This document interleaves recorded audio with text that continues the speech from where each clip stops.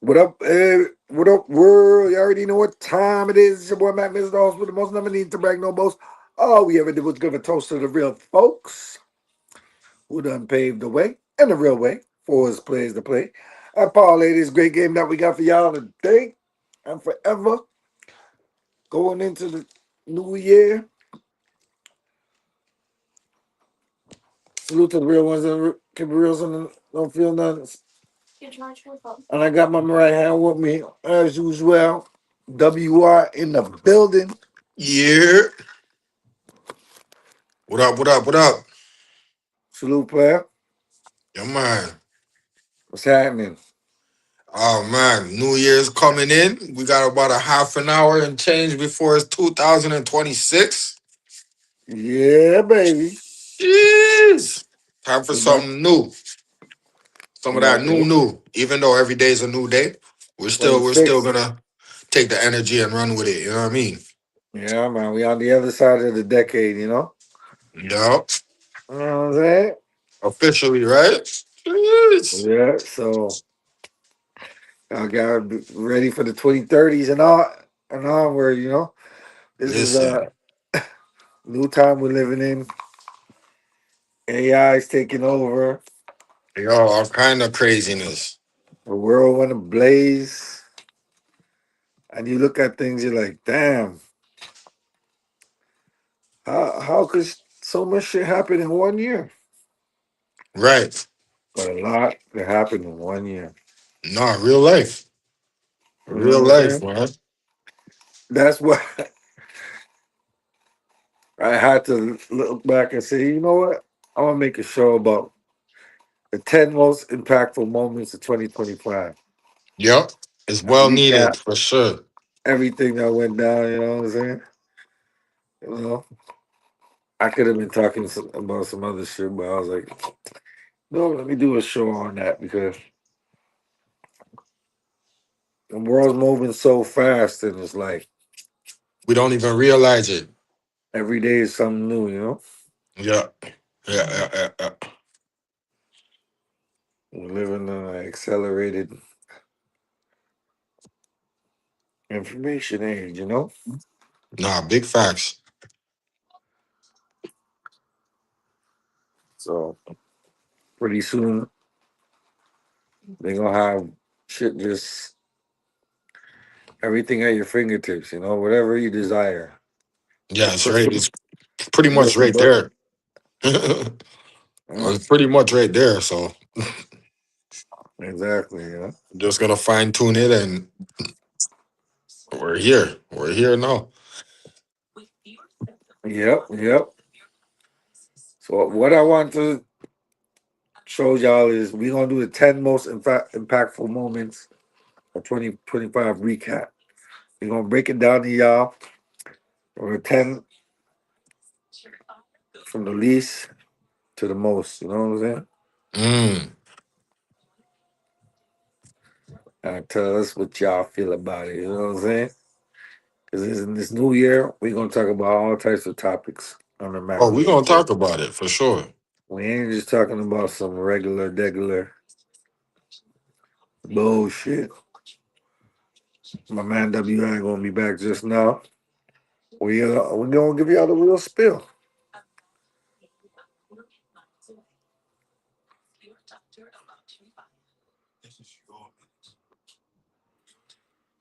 Yeah, Yep. lift out there for a minute. We back at it. You know, No. Will it work?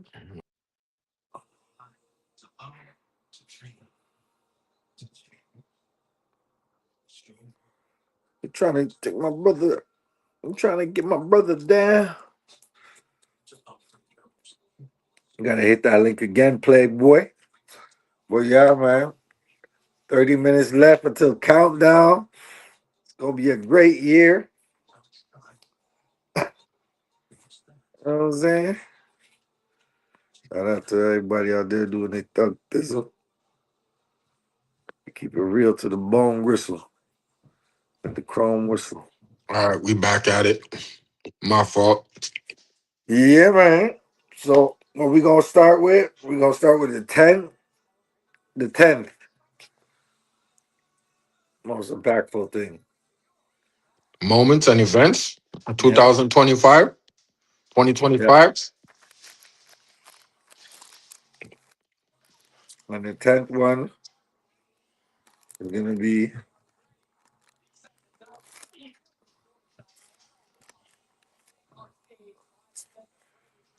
where should we? Where should it be? Oh man, we gotta talk about the wildfires, the LA wildfires. 'Cause what? That was early. That was early in the year, you know? Hold on, let me see if I got something here. Yeah, yeah, yeah. And that was early in the year. Oh yeah, you got anything on it? Pacific Palisades. A small fire ignited near. Yeah, I got some. I'll give y'all a little sneak peek review. All right, y'all ready? 10 is the California wildfire. It started as an ordinary New Year in Los Angeles until it wasn't. By mid January 2025, the city was unrecognizable. Smoke filled the skies, thousands fled their homes, and the relentless flames consumed everything in their path. But how did this catastrophe unfold? Let's take it day by day to uncover the story of the 2025 Los Angeles wildfires. January 1st, 2025, the first warning. As Los Angeles welcomed the new year, a small fire ignited near Skull Rock in Pacific Palisades. Quickly extinguished by firefighters, it seemed insignificant, a fleeting incident on a festive day. Yet, it was an ominous sign. Months of drought had left vegetation dangerously dry, and unseasonably warm temperatures hinted at trouble ahead. For most, life carried on as usual, unaware that this minor spark marked the beginning of a looming disaster. The conditions were ripe for catastrophe, and the events of January 1st would soon become the first chapter in a wildfire that would devastate the city. January 7th, 2025, the spark that ignited chaos.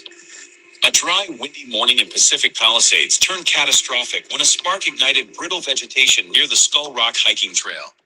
What began as a small, localized fire was quickly fanned by Santa Ana winds gusting at 60 miles per hour. Within hours, the flames spread uncontrollably, consuming acres of land and overwhelming initial firefighting efforts. The blaze had transformed into a massive wildfire, forcing evacuations and plunging the city into chaos. Los Angeles was now on the brink of a full-scale disaster, as nature's fury revealed the fragility of its urban sprawl. January 8th, 2025, the city in crisis. By dawn, the wildfire had consumed over 20,000 acres, spreading rapidly through Pacific Palisades and Brentwood. Thick smoke blanketed the skyline, forcing schools, businesses, and highways to shut down. Thousands fled their homes as firefighters battled flames leaping across fire breaks, driven by relentless winds. The air was suffocating, and visibility dropped to near zero in some areas. Despite the efforts of over 2,000 emergency responders, containment seemed impossible. Panic and uncertainty gripped the city as the fire's intensity grew. Los Angeles was no longer facing just a wildfire. It was confronting one of the greatest crises in its history. January 9th, 2025, a second threat emerges. As the Palisades fire raged on, another disaster struck. The Eden fire ignited near Pasadena, rapidly spreading due to the same dry conditions and relentless winds. With two massive wildfires now burning simultaneously, firefighting resources were stretched to their limits. Evacuations expanded, with thousands more forced to flee as the flames crept closer to residential areas. The fire showed no signs of slowing, merging into a relentless inferno. Los Angeles was now under siege, battling not just the flames, but also the overwhelming toll on its people, infrastructure, and emergency response teams. January 10th, 2025, embers spread chaos. By January 10th, the wildfires had intensified, burning over 30,000 acres across Los Angeles. High winds carried embers miles away, sparking spot fires that overwhelmed containment efforts. Entire neighborhoods in Pacific Palisades faced mandatory evacuations, with roads packed as thousands fled the encroaching flames. Firefighters worked tirelessly, but the unpredictable winds and dry conditions made progress nearly impossible. Smoke blanketed the city, turning day into night and plunging air quality to hazardous levels. The scale of the disaster grew, pushing emergency response teams to their limits as Los Angeles braced for further devastation. January 11, 2025, a city under siege. The wildfires showed no signs of slowing as they spread beyond Pacific Palisades, consuming over 35,000 acres by January 11th. Santa Ana winds fueled the flames, sending embers into new neighborhoods and sparking additional fires. Evacuation zones expanded, forcing tens of thousands to leave their homes. Emergency shelters filled to capacity, while firefighters struggled to establish containment lines. Resources were stretched thin as the fires threatened critical infrastructure, including power lines and highways. Los Angeles was in crisis mode, facing one of the most relentless and widespread wildfire emergencies in its history. January 12, 2025, relentless flames, growing losses. By January 12th, the fires had engulfed over 40,000 acres, leaving a trail of destruction in their wake. Thousands of homes were reduced to rubble, and entire neighborhoods in Pacific Palisades, Brentwood, and beyond were unrecognizable. Firefighters battled around the clock, aided by aerial water drops and bulldozers carving fire breaks. Despite their efforts, high winds continued to spread embers, igniting new blazes across the region. The human toll was mounting. Displaced families sought refuge in overcrowded shelters, while officials confirmed a rising death toll. With containment still elusive, Los Angeles remained a city under siege, enduring one of its darkest chapters. January 13th, 2025, the fire's devastating toll. On January 13th, the scale of devastation became tragically clear. The combined wildfires had consumed over 45,000 acres, destroyed more than 12,000 structures, and claimed 25 lives. Thousands remained displaced, with shelters struggling to accommodate evacuees. Firefighters gained some ground as winds began to subside, but containment was still a distant goal. Smoke continued to blanket Los Angeles, turning the air toxic and prompting widespread health warnings. The city was grappling with the enormity of the crisis, losses in lives, homes, and infrastructure, and the path to recovery seemed daunting. For many, this was a day of heartbreak and resilience. January 14th, 2025, a glimmer of hope.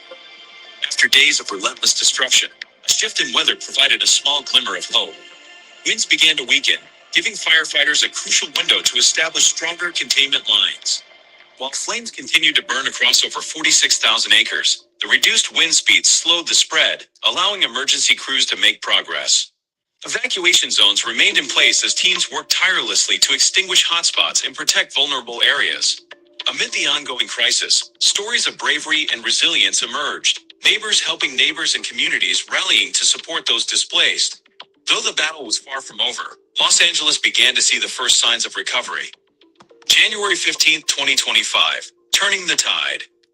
By January 15th, firefighters began to gain the upper hand as calmer winds and cooler temperatures provided a much-needed reprieve. Containment efforts advanced significantly, with fire crews securing nearly 50% of the fire's perimeter. Investigators zeroed in on the Skull Rock hiking trail as the likely origin of the Palisades fire, citing evidence of human activity as a potential cause. Residents in some areas were allowed to return to assess the damage, revealing the stark reality of over 12,000 structures reduced to ash. While the immediate threat diminished, the scars left by the fires, both physical and emotional, were undeniable. January You see 16th. that? All right, we got it. On January 16th, firefighters declared significant progress, achieving over 80% containment of the combined fires. The weakened winds and tireless efforts of over 8,500 emergency personnel finally turned the tide against the flames. Evacuation orders were lifted in many areas, allowing displaced residents to return and begin the arduous process of rebuilding their lives. Investigators confirmed human activity as the likely ignition source, sparking debates about fire safety and prevention in high-risk areas. As the immediate danger subsided, attention shifted to recovery efforts and the long-term environmental and societal impacts of one of Los Angeles' most devastating wildfires. After January 16, 2025, the road to recovery. With the fires finally under control, Los Angeles began the monumental task of recovery. Over 12,000 structures were destroyed, and countless families faced the loss of their homes and livelihoods. The economic toll was staggering, estimated at $275 billion, encompassing property damage, infrastructure repairs, and environmental restoration. Community efforts ramped up, with shelters providing aid to displaced residents and volunteers assisting in cleanup operations. Environmentalists warned of long-term damage to ecosystems, while health officials monitored the effects of lingering smoke on air quality. As investigations continued into the fire's origins, the city faced hard questions about preparedness and resilience, vowing to rebuild stronger and better prepare for future disasters. Tribute and reflection. In the wake of the devastation, the people of Los Angeles came together to honor the sacrifices, bravery, and resilience that defined the 2025 wildfires. Over 8,500 firefighters worked relentlessly, risking their lives to protect others and contain the flames. First responders, paramedics, and volunteers offered critical aid, while local communities opened their doors to evacuees, embodying the spirit of solidarity. As the city reflects on the tragedy, the We can go fire to the stand next as a one now. stark reminder of the delicate balance between human progress and nature's power. The lessons learned fuel efforts to implement stronger fire prevention measures. Oh, good. Yo, disaster. When disaster strikes, shout out to Buster Rhymes. More than 46,000 acres. Yeah, no, it was a definitely a serious situation there. Ain't nothing like it. And Altadena. shout out to all those who stayed resilient through those challenges and those crazy times. Yeah, even my coach, man, for the Lakers, JJ Redick, his house burnt down. Yeah, A lot of people's houses burnt. Crazy. yeah. Nah, man, it's just some hard times for a lot of people, man. Shout out to California Ghost King, aka Old Man Clan. Uh-huh. He had a lot of family out there as well.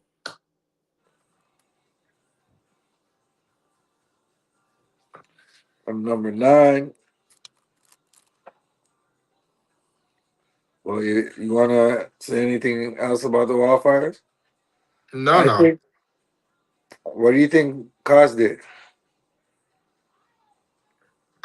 They say it's that time. It happens every year around that time. Yeah, but not so bad. Yeah, exactly.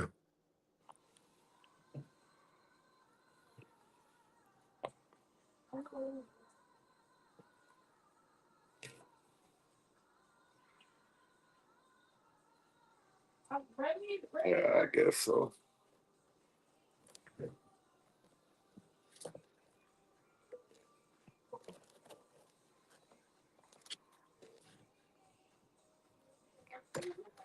Who would have thought a place would be burning down like that, eh? It was like, turn the place into hell. Nah, yeah, LA for sure. Yeah, I'm like,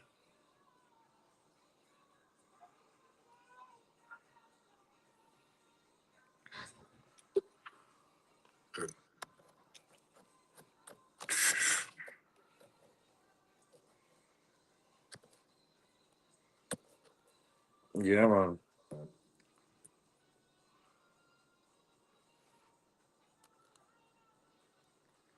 The other one I would say, for number 9, is Kendrick's Super Bowl performance. Oh shoot, Andre. Came out Drake on the track, and the performance was pretty good. He brought out the, what was it? Grand National, all black. Jeez. Keeping it funky. He did his thing, man. He said, try to strike a chord, and it's probably a minor. Nah, Yeah. he's different with it still. He did it so bad that, yo, Drake had to sue. He had to sue the company that he work that he works for. Imagine, you have to sue the company that you work for. I was. Heartbroken when that happened. Eh? I'm He had to get his lick back somehow because he wasn't gonna wrap it back. not Sue, but he was trying to he's trying to think, He probably spoke to his lawyer. His lawyer said, "We could get money from this." You know, those crooked lawyers are always trying to Yeah, milk because they want to something, get paid. especially out there in the States. Like, They want a payday. man wanted a check. Like,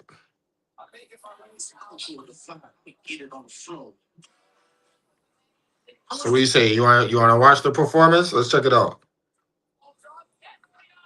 Yep.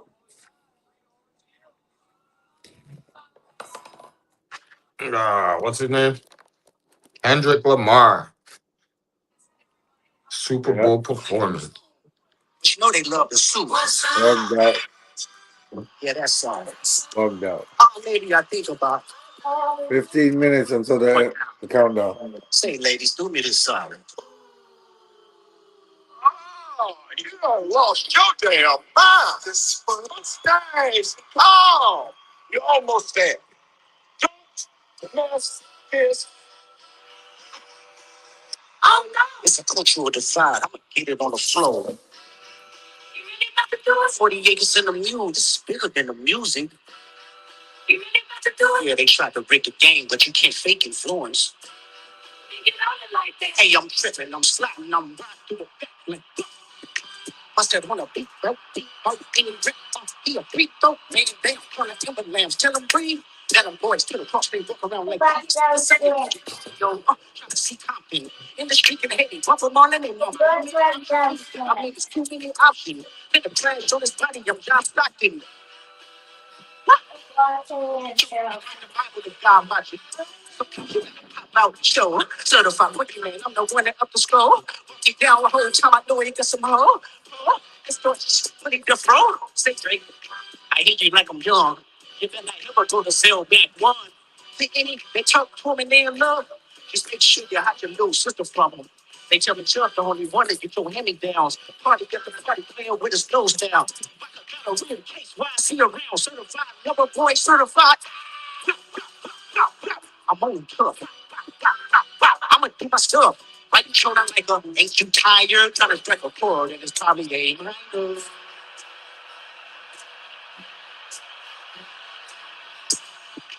they not like us. No, they not like us. No, they not like us. They not like us. No, they not like us. No, they not like us. Are you my friend? Are we locked in? Then stay up this way. Stay up their way. Breeze, when you host, your bathroom can feel like a revolving door. Keep things fresh with Febreze. No batteries, no outlets needed. This air freshener fights odors for 45 days. After a big flush, you know your bathroom smells amazing. Here with Jargon toilet paper.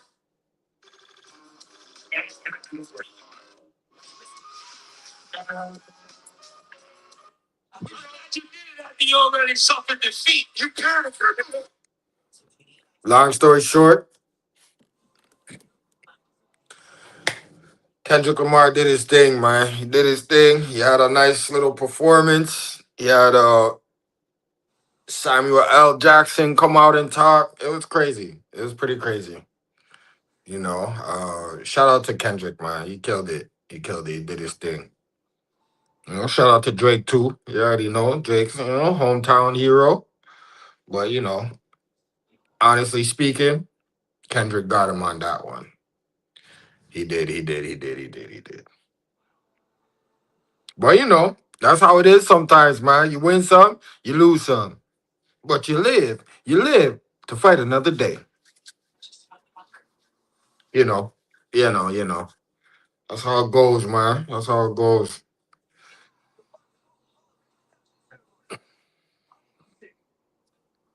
But yeah. So it goes sometimes, man. You know. Shout out to shout out to the Super Bowl for allowing them to do that. Allowing Drake to do that. You know. I guess it's all in the spirit of competition at the end of the day. So I guess it kind of made sense, right? All those players are on the battlefield. It was a battlefield energy type of. Yeah, it makes sense. It makes sense. Can't even hate on it. Can't hate on it.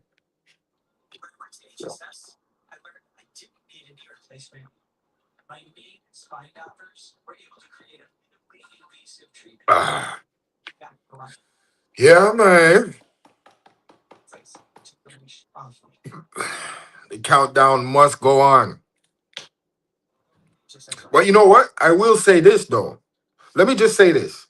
Let me just say this. Kendrick and Drake going head to head, beginning of the year, it definitely made a serious impact on the culture. After that, I feel like there hasn't been such an impactful hip hop battle in the industry since. Um, that impact it was major. It was a big deal. You know what I'm saying? That song they not like us. Come on, that thing did numbers everywhere I was going. That's all I heard. That's all I heard. Even in Montreal, being from Canada, you still hear Kendrick stuff all over the place. You know what I'm saying? So yeah, the impact was different. It was different. Yeah. One of the I could say a historical battle. That was a historical battle. You know. Yeah. But once again, shout out to Kendrick. Shout out to Drake. You know what I'm saying? They put on for themselves, man, and their respectable cities. You know what I'm saying? They put on. They put on. Two big wigs, two major players in this game we call hip hop. You feel me? Yeah. It was a good one. It was a good throwdown. It was a good throwdown. Bang. But yeah, it's only right. Kendrick came out on top of that one. Yeah, he got the best of him on that one. No joke, no joke, no joke. No joke. So that's number 9. Mac Mizzle, where you at, player? What's number 8? I'm trying to see what number 8 is. Cause Lord knows. Lord knows, Lord knows, Lord knows. There's a lot going on. You know?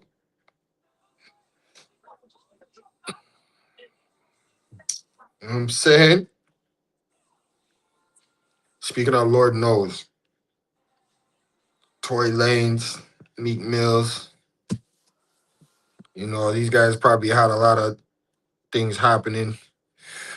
Was it this year that Tory Lanez got Juco? Yo, listen, there's a lot of stuff going on in the world, man.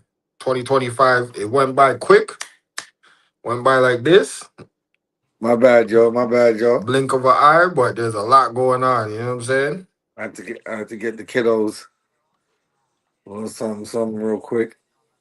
Yo, Let me back at listen, it. my thing is, look, let me just say this. In the words of my good friend Sasha, let me just say this. Let me just say this. Kendrick, Kendrick did his thing still. Kendrick did his thing. Hands down, hands down. He got the best of that one. He came out on top. He did his thing.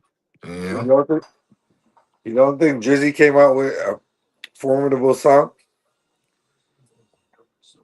It didn't have the same impact though. That's my thing, right? It's Yeah, but it was a formidable song. It was formidable. It was formidable.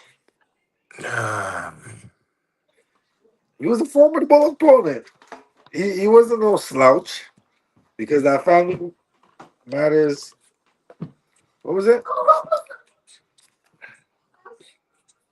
He did one of them, but it was culturally off with the whole Tupac thing and everything like you see, you don't even remember. That's how impactful it was. that. Real talk. No, I was just saying the Kendrick joint just took over the place, man. It was everywhere.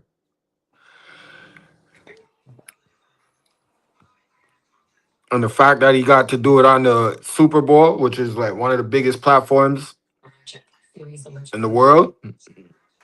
Come on, bro. It's over for you, Drake. Yeah.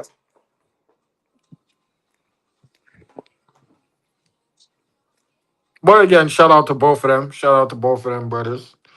Some major players in this hip hop industry. Well, right now we're gonna take a little 5 minute break because in 5 minutes it's gonna be the countdown. Oh shit. Shit. So we All about right. to count down to the new year. Yeah. Grab your snacks. It's halftime. And we doing the damn thing. In the meantime, between time, I'm gonna put this track out. Me and WY, you know what I'm saying? They not like us. They not like us. Boom, boom. Cause they not like us. So y'all to get down with the get down, you know what I'm saying? Yeah. You feel me? Yeah. Black mode in your area. Let's get it. Listen. We move in silence, and every day I move with tyrants. That beats ready for violence, and every time I hear them sirens, open up your eyelids so you can see where I live. We move in silence, and every day I move with tyrants. That beats ready for violence, and every time I hear them sirens, open up your eyelids so you can see where I live. I woke up in the morning with the grind on my mind. Numbers keep calling, that's time on the line. I'm on the line. Goals, every set is another chance. Snap back when you get stretched like a rubber band. Yeah, gotta be fitted for the top spot. That's hopscotch while chilling on a hot block. With hot watch, I will not stop. Count my knots pop, you dig me? Need a 4-bag of chips like Miss Vicky. I've been busy, trying to get spiffy. Now I switch dicky, or getting tipsy off a quick Mickey. After a split hit me, niggas try to get with me. We move in silence, and every day I move with tyrants. That be ready for violence, and every time I hear them sirens, open up your eyelids so you can see where I live. We move in silence, and every day I move with tyrants. That be ready for violence, and every time I hear them sirens, open up your eyelids so you can see where I live. Put the pen to the pad. I rap for my niggas from the pad to the pen. Stay on the grind so we at it again. See me and my niggas never had to pretend. Catch a left hook or a jab to the chin. Parties all over before I had to begin. Every punchline hit sharper than lead. Something like a hollow point straight to the head. Niggas get hit and run straight to the feds. My niggas get rich and run straight to the bread. So if a nigga tell, I'ma still make bail. Making that sale or waiting on mail. Live on any block, yeah, my niggas do it well. So only time to tell if y'all niggas do it well. I ain't got time to talk and all y'all niggas do is tell. Well, fuck jail, trying to make a meal off bars though. Even though they 1 minute left like a barcode. for the countdown.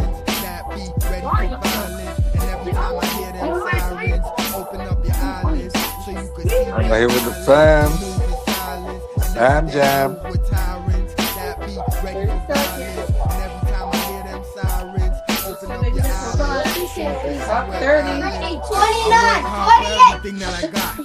The host with the most don't need to brag no boss. All we do is give a toast to the new year. But I never stop. Everything looks good and I'm waiting to drop.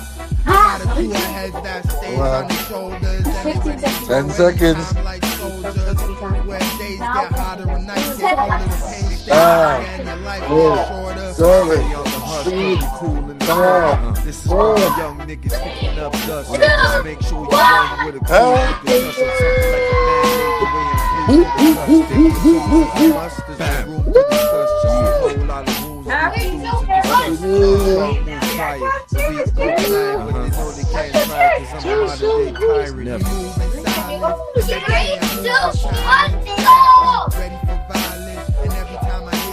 Let's go.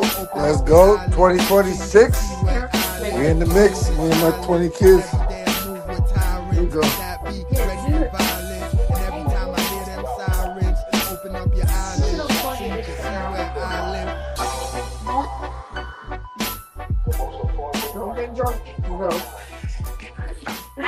I might have like five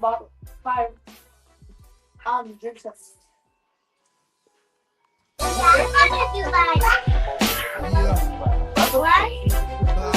Yeah, man. Where baby live? Oh, look, she got her apple juice. Happy New Year. Happy New Year, my brother. Jeez, it's official. Posted. Let's have a party. Put some music on. Y'all about to go to sleep just now. We back at it. I woke up in the morning with the on my mind. Numbers keep calling, that's time on the line. Time on the line. Goals, every set is another chance. To snap back when you get Snap stressed like a back rubber band. like a Yeah, rubber band. You gotta be fitted for the top spot. That's how it starts well chilling on the top spot. Watch, I will not stop. Now my knots pop. You dig me? I need a 4-bag of chips like Miss Vicky. I've been busy trying to get spiffy. Now I switch sticky. Or getting tipsy off a quick Mickey. After a split hit me, niggas try to get with me. We move in silence, and every day I move with tyrants. That beat ready for violence, and every time I hear them sirens, open up the eyelids, so you can see where I live. We move in silence, and every day I move with tyrants. That beat ready for violence, and every time I hear them sirens, open up the eyelids, so you can see where I live. Put the pen to the pad. I rap for my niggas from the pad to the pen. Stay on the grind so we at it again. See me and my niggas never had to pretend. Catch a left hook for a jab to the chin. Parties all over before I had to begin. Every punchline hit sharper than lead. Something like a hollow point straight to the head. Niggas get hit and run straight to the feds. My niggas get rich and run straight to the bread. So if a nigga tell, I'ma still make bail. Making that sale or waiting on mail. Live on any block, yeah, my niggas do it well. So only time to tell if y'all niggas do it well. I ain't got time to talk and all y'all niggas do is tell. But fuck jail, trying to make a meal off bars though. Even though they try to label me like a barcode. And every day I move with tyrants. That beat ready for violence. And every time I hear them sirens, open up the eyelids so you can see where I live. We move in silence. And every day I move with tyrants. That beat ready for violence. And every time I hear them sirens, open up the eyelids so you can see where I live. I work hard for everything that I got. Special game strong, that's courtesy of the block. I fell off a few times, but I never stopped. Everything looks good and I'm waiting to drop. I got a crew of heads that stays on their shoulders and they ready to go anytime like soldiers. Like days get hotter and nights get colder. Days stay longer and your life gets shorter. Stay on the hush cause we cool in the clutch. This is for my young niggas kissing up dust. Just make sure you run with a crew you can trust. I'm something like a band-aid the way I'm glued to the touch. Different tools is a must. There's room to discuss. Just a whole lot of rooms leaving dudes to discuss. Strong move quiet. The beat go deny it, but they know they can't try it cause I'm a modern day tyrant. I'm a modern day tyrant. And every day I move with tyrants. That beat's ready for violence. And every time I hear them sirens, open up the eyelids so you can see where I live. We move in silence. And every day I move with tyrants. That beat's ready for violence. And every time I hear them 2026. open up your eyelids. We in the mix. To see where I live. Number 8. The Epstein list exposed.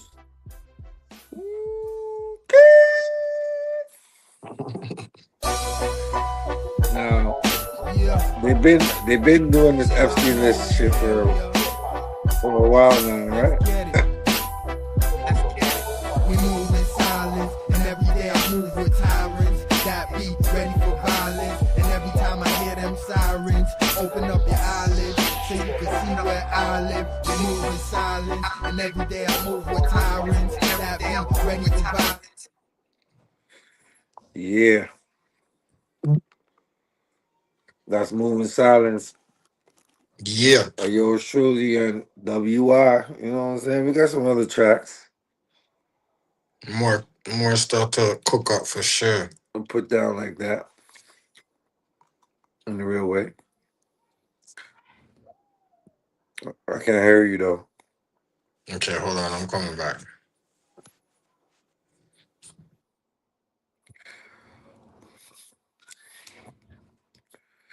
Epstein list exposed. Yeah, I remember the Epstein list.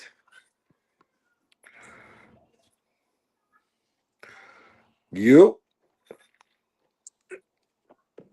Back at it.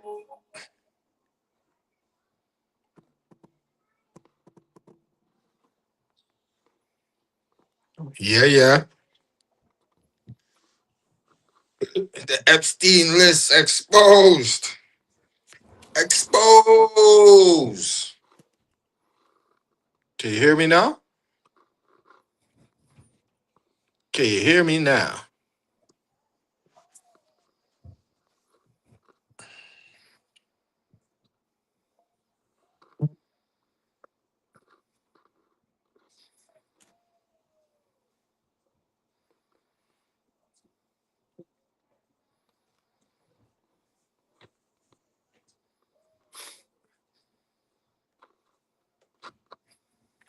yo, I can't hear you. Yo, Okay, I'm coming back. Hold on. how come I can't hear you, bro? Squanning. Say a word. Say a word. They're messing with my bridge thing. Like they're dirty. Yeah, but the Epstein exposed. All these presidents and all these famous people were it was seen to be true. The allegations to a certain extent, and no charges are being brought up.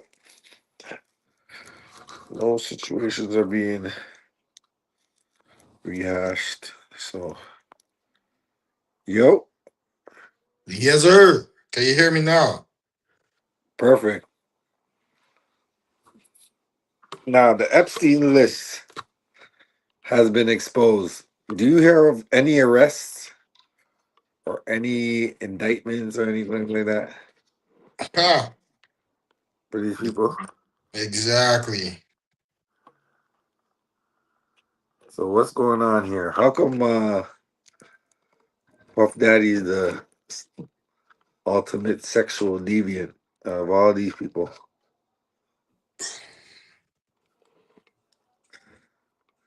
That's what they're trying to portray. Some of the highly anticipated Epstein files, more than 300,000 pages of documents related to the late convicted sex offender, were made public today. They include photos, flight logs, grand jury testimony, and a lot of heavy redactions. Among the photos is this one of pop superstar Michael Jackson with Epstein. Of course, they're This gonna put still Michael photo up there. showing Mick Jagger and former President Bill Clinton together. NewsNation is digging through the documents. We'll give you the latest breaking news as we find it. But if you think this means it's now case closed, think again. The DOJ was under orders by law to release all the Epstein files by midnight tonight. And even though the DOJ released 300,000 files today, Deputy Attorney General Todd This Blanche is from said there 12 days are at ago. least a few 100,000 more that have still not been released. Blanche says the DOJ needs more time to make redactions to protect victims. He says the rest of the files will be released on a rolling basis over the next few weeks.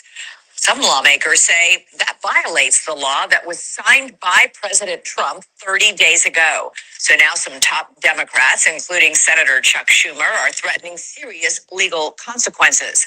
Let's go right now to News Nation's Joe Khalil, live for us on Capitol Hill. Joe, break down what you're learning and what Democrats are threatening. So first, I think we just have to say, and you set it up well, there are two real storylines here. One is what is in these files that we can see and that we can actually learn. We're going to get on that first. There's also the story about what is not in these files or what is heavily redacted, because that is also sparking a nerve. When it comes to what's in these files, we've seen dozens of new photos we haven't seen before of Epstein and Ghislaine Maxwell with very high profile people, celebrities, people like Mick Jagger and Michael Jackson, like you showed, also like British royalty and actors. All of that we sort of knew was happening. I want to highlight specifically two for the public interest, and that is President Clinton and President Trump in these files. We've got new images now, some showing President Clinton in a pool with Ghislaine Maxwell and a person who is redacted. Now, we know some of the redactions are because people are underage or because people are victims. We don't know anything about these people in these specific photos other than they're redacted, but this is getting a lot of attention here. Then President Trump, you see pictures of what looked like a drawer with several photos in them of President Trump before he was president, younger version of himself, and several women there, as you see, men, some of them not wearing a whole lot of clothing. President Trump is also referenced several times in flight logs, and in some cases, even with his former wife, Marla, and his daughter, Tiffany, who would have been a child at the time, and a nanny traveling along with Epstein that were in these files. Beyond that, there is a lot of material in here that is just uncomfortable, sadly, as we might expect. There's pornographic material, magazines, that type of thing, sex toys, images like that. There are also a lot of references to massages. There is a Massage for Dummies book that was highlighted here that our team found. There was also a letter handwritten talking about a younger girl who was an artist, and she took pictures of her two sisters, 16 years old and 12 years old, that Jeffrey Epstein apparently stole, according to this note, and then threatened to burn the girl's house down if she told that Jeffrey Epstein had stolen these pictures and had given them to clients, as it says in the note. So it's just a lot of really disturbing things. Congressman Ro Khanna today, who was one of the driving forces behind releasing these Threatened to photos, burn her house has been down. in touch with the Epstein victims and survivors for quite some time. He talked about what they want to see out of these documents and what they want to come out of this release. This is what he said earlier today. From the survivors who I've talked to, they are appreciative that finally they're being heard, they're being seen, and documents are coming out. But what they care most about is that the documents come out that expose the rich and powerful men who either raped them, abused them, or were at these sex parties watching them be abused. Elizabeth, just want to mention, there are whole sections that are completely redacted. There's one grand jury report. Presumably, there would be a lot of interesting and important information in there. 119 pages, literally every page of that blacked out, redacted, and there are several files like that. So again, people have already been expressing some frustration over those. Yeah. Thank you for watching. Subscribe below and download our news. You see Yeah, that? yeah. There's always a freaking some kind of regulation law that they use to protect themselves. Mm-hmm. That's what I heard.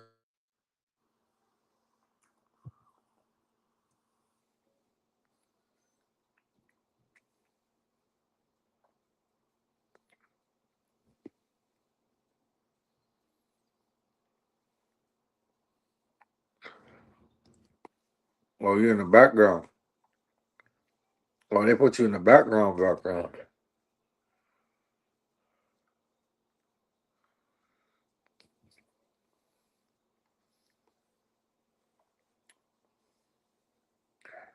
telling y'all, man. When you give up too much game, they're trying to make you go insane.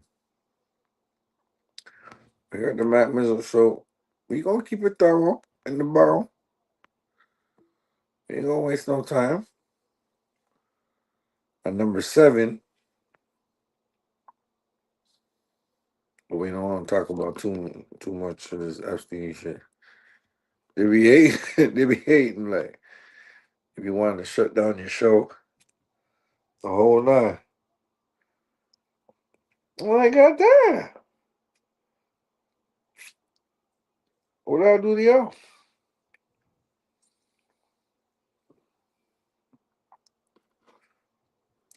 And this next one,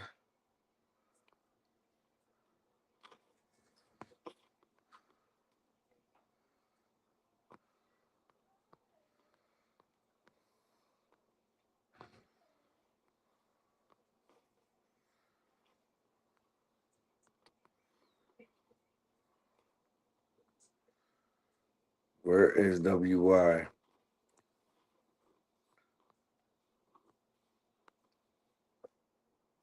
Are you there, WY? Are you there, my dog? That's my dog.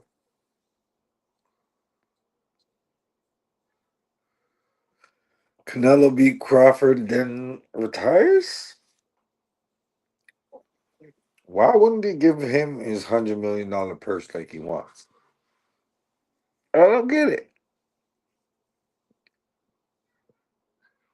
I mean, he beat everybody in his weight class. One up a weight class. Beat Canelo. Beat everybody in that weight class. Like, come on now.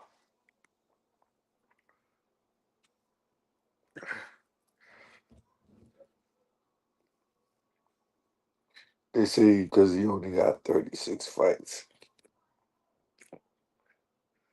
That don't mean I got that thing in the real world. In the grand scheme of things. It don't mean nothing. Because Canelo, I like Canelo, but he's a bum. Let's be honest.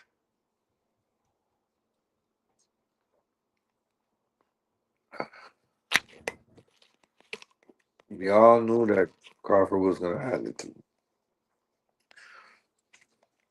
Yeah, he got a strong chin, but even Mayweather whooped his ass. He ain't that. He ain't all that. Tell you that. So you got to say it is what it is. C'est tout.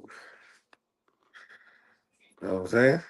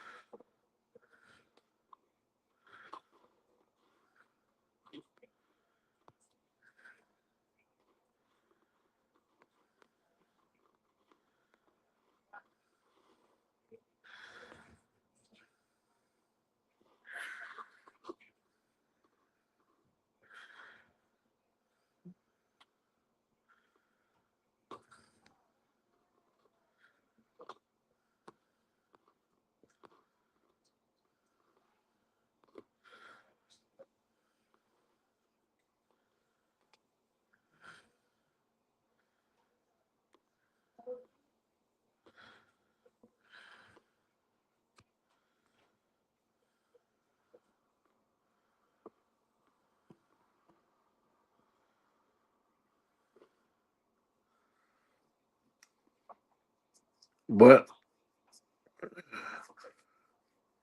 Bud Bud is a stud. You know what I'm saying?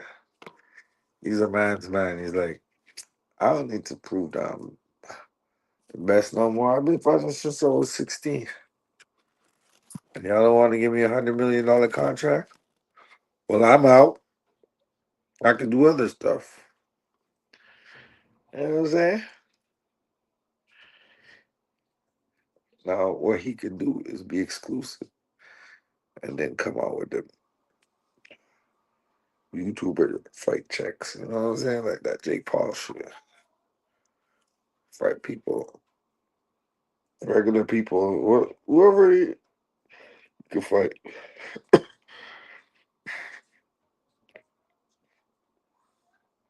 He could create his own following. That's what I'm trying to say. So he beat Canelo in a decisive 12 rounder.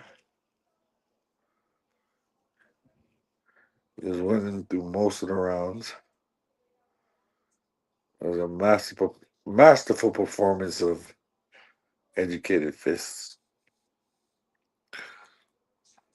And he did his thing to the utmost. You gotta love it. You gotta love it.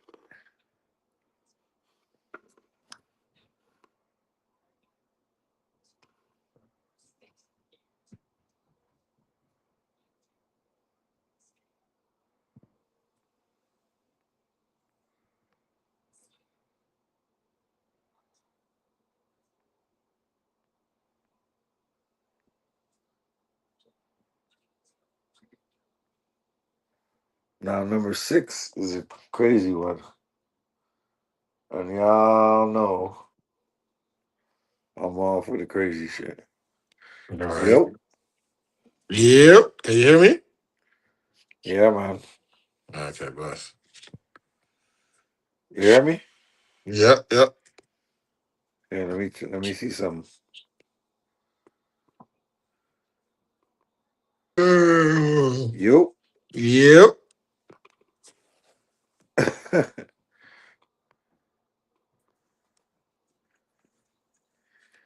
Yeah, your mic is on? Yeah, yeah. Yeah, I hear you though. Ah, shit. You. Yep. You can hear Yep. me when I can't hear you. Yeah. Oh, I see. I see. One of those.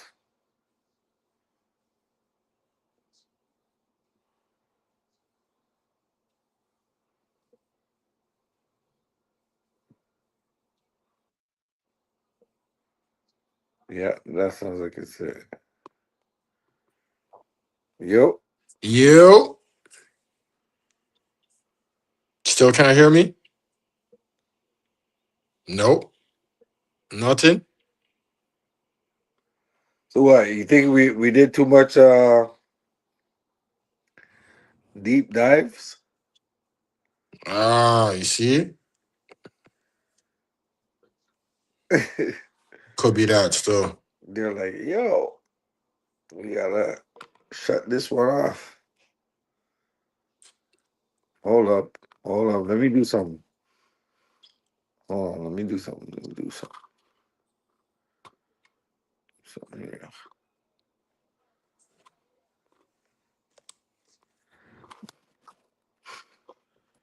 Hold up.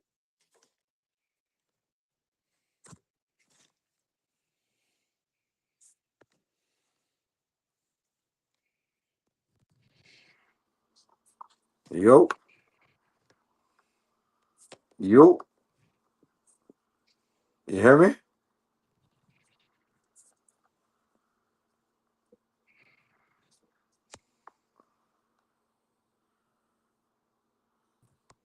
Yo.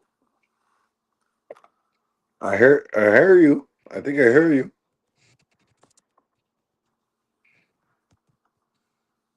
You.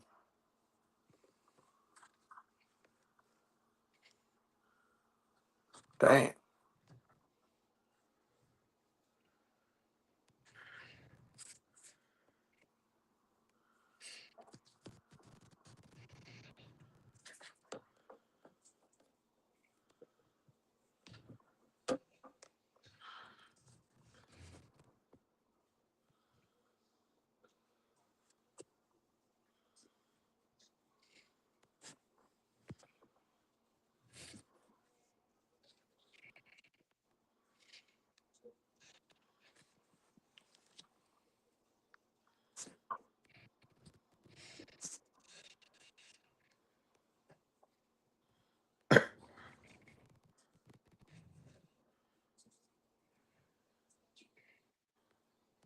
Is that Sierra?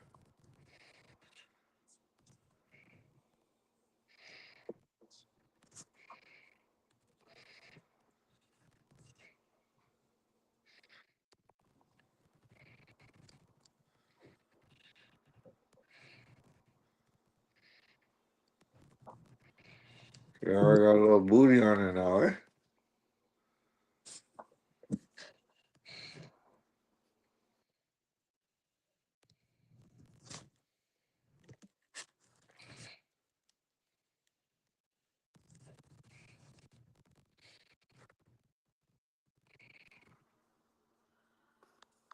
Yo, Yo.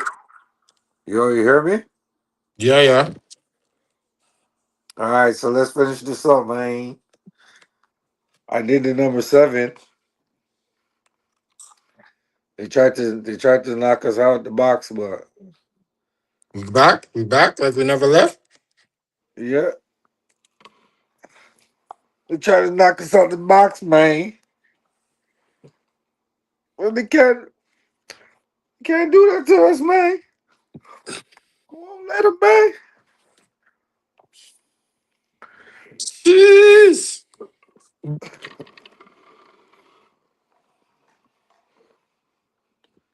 So Crawford beat Canelo. You know why he beat Canelo? Because he just beat Canelo. That's what we do. Beat the brakes off of these white boys. All of a sudden, Canelo got 100 million and he got 50, and they wanted a rematch, and they didn't want to give him $100 million for the rematch.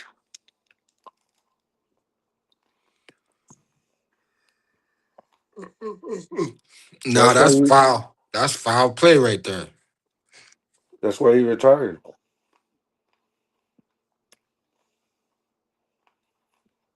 Look it up. The reason why Crawford retired.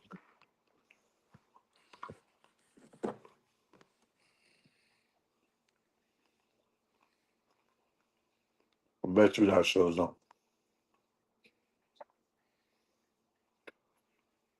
And the fact that he been fighting since he was 16.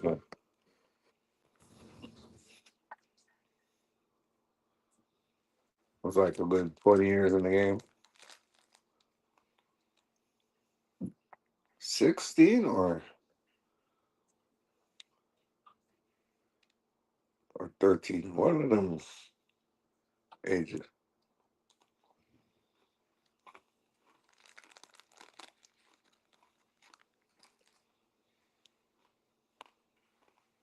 Why did Terrence Crawford rush into retirement right after making $50 million? No warning, a champion still at his peak. He just bought the biggest payday of his career. One fight, $50 million added to his bank account. And then he hangs up the gloves. If he kept fighting, his purse would only go higher. Yet he wouldn't even pay the $300,000 sanction fee. That tells you everything about how money conscious he is, because this isn't retirement. This is a Mayweather style fake retirement. In modern boxing, retirement doesn't really exist. Saying I still want to fight isn't valuable. Saying I'm done is. The moment you announce retirement, the power dynamic flips. Promoters panic, broadcasters start running numbers, potential opponents suddenly reach out because now there's fear. What if this fight never happens? Floyd Mayweather mastered this move. Every retirement made the next comeback contract bigger. First, you walk away, create the illusion of the final fight, turn yourself from an active champion into someone fans may never see again. Then you wait. Why did Terrence Crawford rush into retirement? Oh, that's a good strategy, though.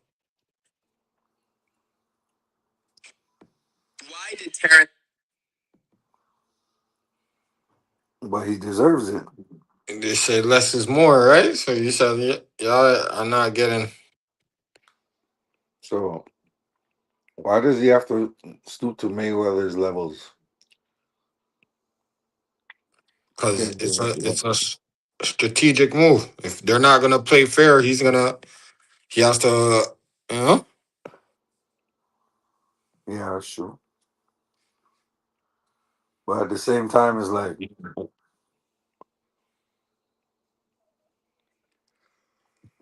it could backfire too because they could be like, we're just not gonna pay you. And what is he gonna do after that? He has to create his own lane, right? which is doable in this day and age. And he has it. It's not like he's a But he small has to time. be. He's not a small time, but you have to understand that a guy like Bud, they're not. They don't want to see him. To 25% off this winter sale. I'm saying they don't want him to manipulate the game. He's gonna. He's gonna kill it, bro. He's gonna be too powerful. No one going against you. Terrence, all respect. You did it. My bad. I apologize. You see, you've turned your daughters into believers, Terrence. How does that feel? You did it one fight at a time. My daughters. No, daughters into believers, one fight at a time. Yeah. How have things been for you since there's a picture? Since the Canelo fight, how have things been for you, Terrence? Soaking it up. Thank you, chilling, man. Yeah. Last thing, Canelo said that he might bypass May for a rematch with you in September.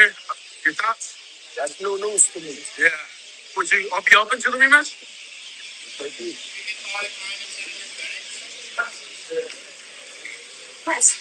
Yeah.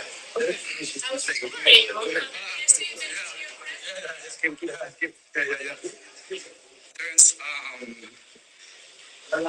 other than just resting, yeah. Yeah. What do you think? Canelo Crawford rematch? Oh, there is the chance. You want to see it? Everybody wants to see it. What happens in the rematch? Same thing. Same thing. Yes.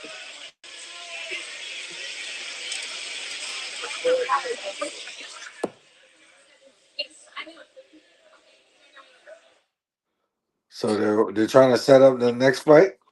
Yep. They're trying to set the tone, as they say. Trying to create a little bit of tension, amongst the fighters. Okay. Yeah.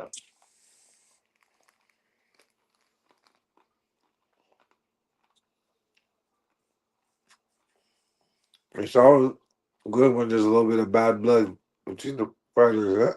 Huh? Yo. Now that It's Crawford something.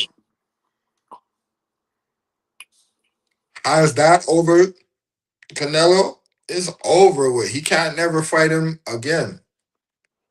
Because Crawford is just gonna eat him. He's like, nah. I know your strength and I know your weakness. So I'm gonna exploit your weaknesses. And obviously, your strength ain't got nothing on what I have as a fighter. So Yeah, but Canelo's gonna be paid significantly more than Crawford, which shouldn't be the case since Crawford is the champ, undisputed.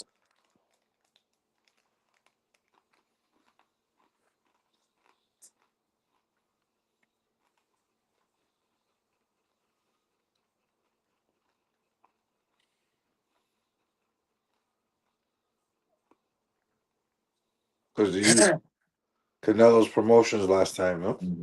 yeah.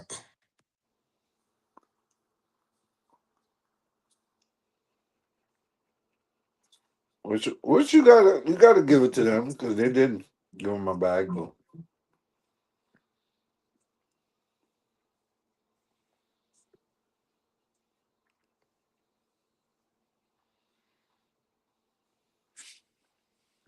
Yeah. But it's what it is, man. We all know what the outcome is gonna be at the end of the day. Mayweather should come out and retire and fight him. Right. Huh? Yeah, man, that should be the $1 billion fight right there. Mayweather versus Crawford. $1 billion fight. Yeah. No, Two black men. You gotta have a black one and a white guy for $1 billion fight. You're gonna have. It's gonna have to be a. But never. You never know. Probably not.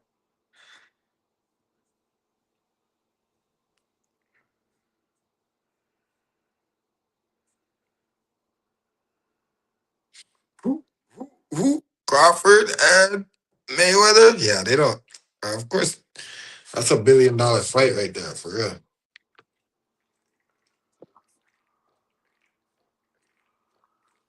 Because they're both undefeated. You know. Somebody gotta lose.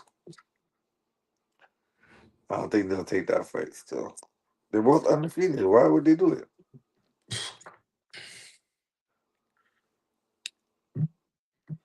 Somebody gotta lose. That's $1 billion fight. You're right.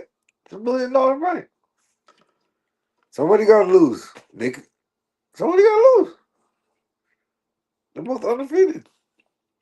That would be the name of the event too. Somebody's Somebody got. got. Somebody got. Somebody's got to lose. Biggest Both fight undefeated. event of all time, historical. All right, get Or you gotta lose sometime or some shit like that. pure, pure, big, big name fights as undercards and Crawford and Mayweather, the main event.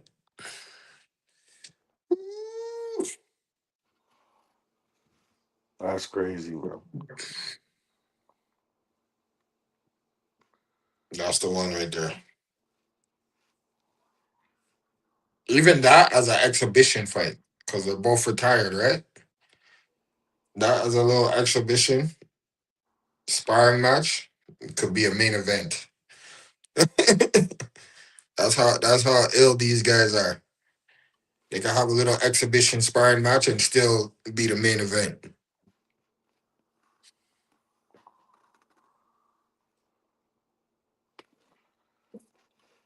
That brings me to my number 6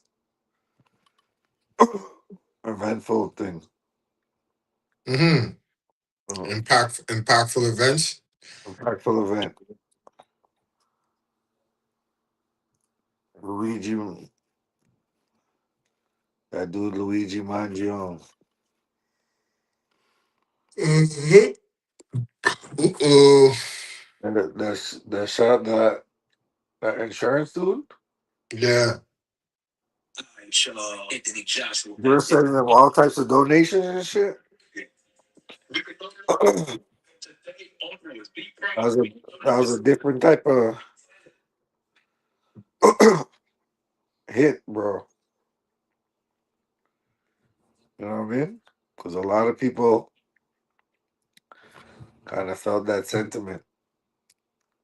It's crazy.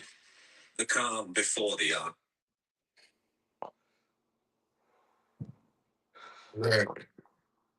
Really put it into perspective. You gotta be like, yo,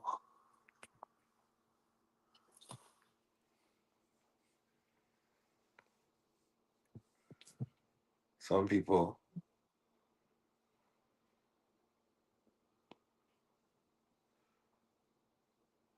are really, really aware and awake of what's going on around us. And some people take it into their own hands to be like, nah, I ain't going for this bullshit.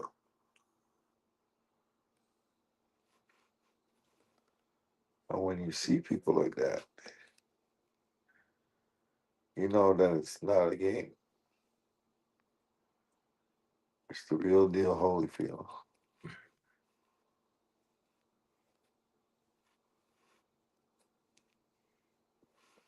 Why would you put yourself in a position? New York City murder of a healthcare insurance CEO, an industry so maligned.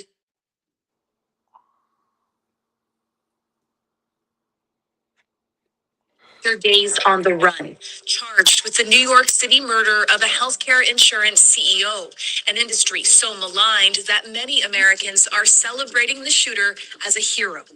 It is very concerning because we are talking about a very cold-blooded murder. How did it all come to this for the 26-year-old born into a life of privilege and potential? I can tell you that this is one of the last people you think would do something like this. He was one of the nicest kids. It's unimaginable. I was roommates with him. Unfathomable, knowing the kind, person that I saw and knew. A sign of how much has changed. This was Mangione back in 2016, valedictorian of his class at a prestigious private school in Baltimore. As we embrace the new, however, we won't forget the old. Former classmates say Mangione was at the top of his class and popular. He was smart, well-adjusted socially. He was at least a two-sport athlete, from what I can remember, and he really had everything going for him. The son of a wealthy and prominent family that made its fortune in real estate, Mangione went on to graduate with a master's degree in computer science from the University of Pennsylvania, an Ivy League school. He then took on several tech-based internships, according to what appears to be his LinkedIn page, before moving to Hawaii, where he lived in an exclusive community for remote workers.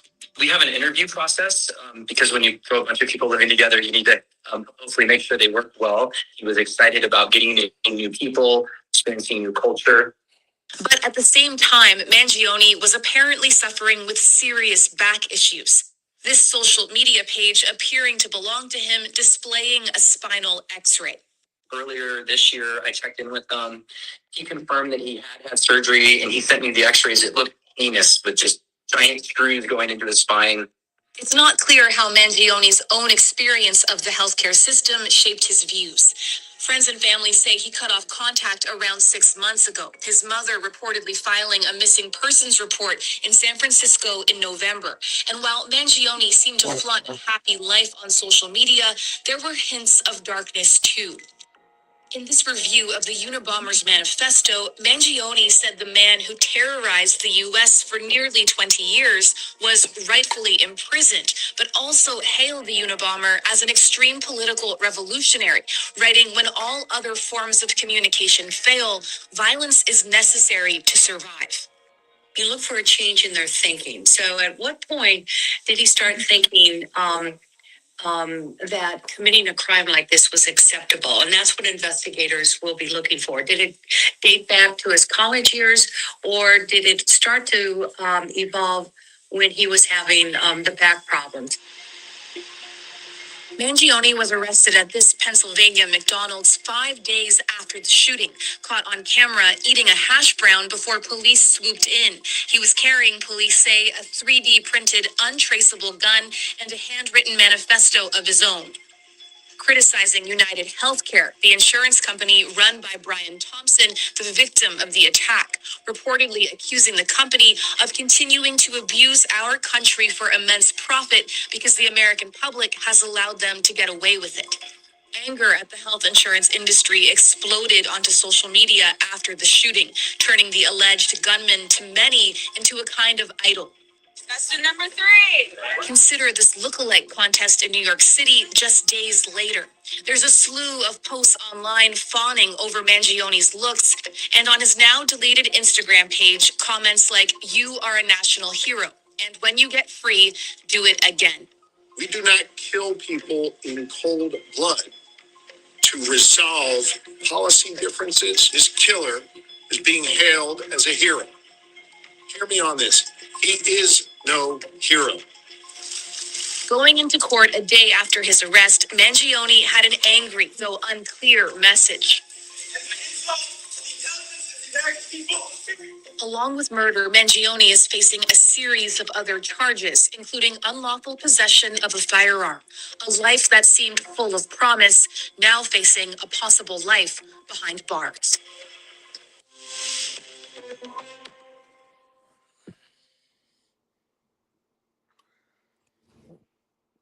That was some cold shit. 2025. Yo. I mean, all them CEOs and all them companies Yeah. Look over their shoulders. No, it's real things though. Yeah, Like bro. when the people are suffering, yo, And you can't. they're hailing you a hero for putting a slug in the back of the man's head, bro. Come on. And you know their system is messed up when people are doing that. Yeah, Yep. imagine how much regular citizens that don't have like that 200, 300, 400 and up $1,000 salary that can't afford Medicare. So they just have to suffer in silence. You know, it's messed up, yo.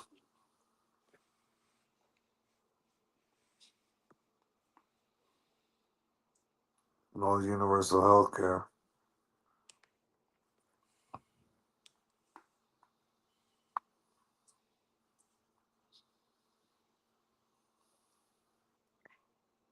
Well, you know what it is, huh? Like when you're working, the insurance is supposed to cover your health care somehow. Yeah, That's how they do it. So you pay for it, but and you get money back, but it's still like 100 grand. You gotta have like 100 grand salary and up. It can't be no yeah, it's true. $50,000 salary. You're not surviving with that. Yeah,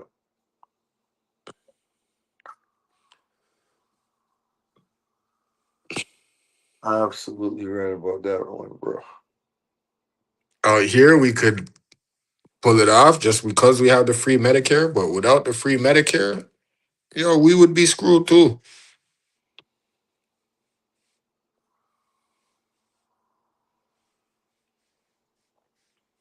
Just think about that. Like you have to pay a couple hundred thousand or a couple $1,000 every time you go to the doctor or the hospital. It's a couple thousand.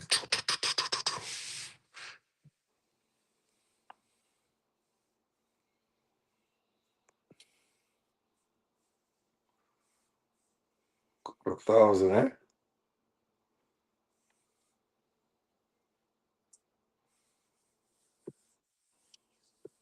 We got it easy out here. We got it good. Got it very good. But we pay a lot of taxes though too. Yeah, yeah. That's So we why. pay taxes. Yeah, that's why. Crazy amount of taxes. It's true. Well, I don't mind paying taxes. You know what I'm saying? What Jay Z say? Pay your taxes. You're hustling backwards. The more taxes you pay, the more money you can make, dog. Keep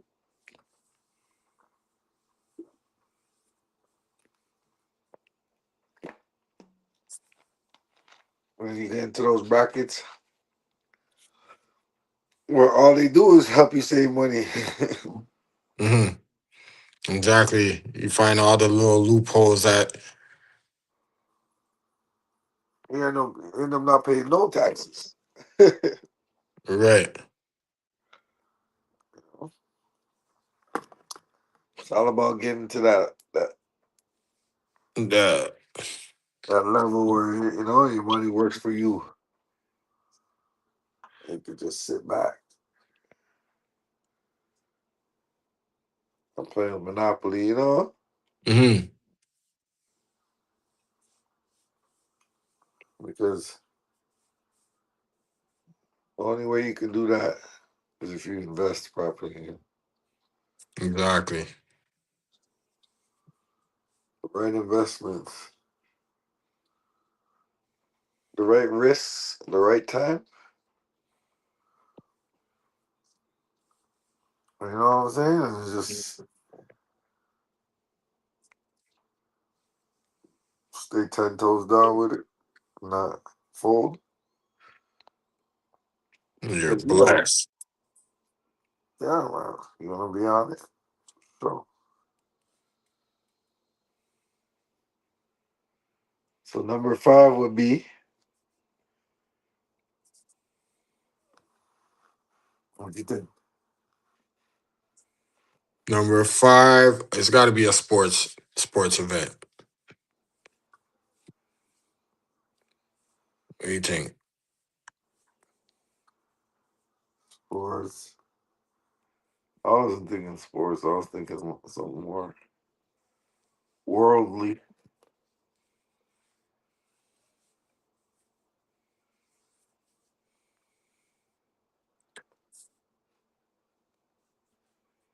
Something more worldly.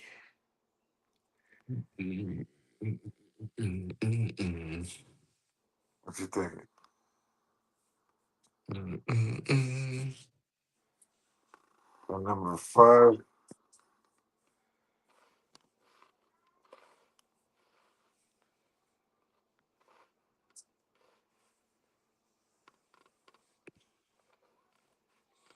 I would say it's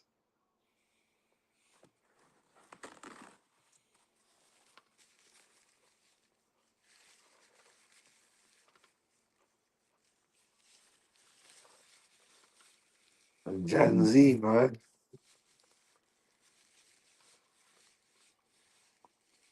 All these Gen Zers, like what's her name? Greta. Greta.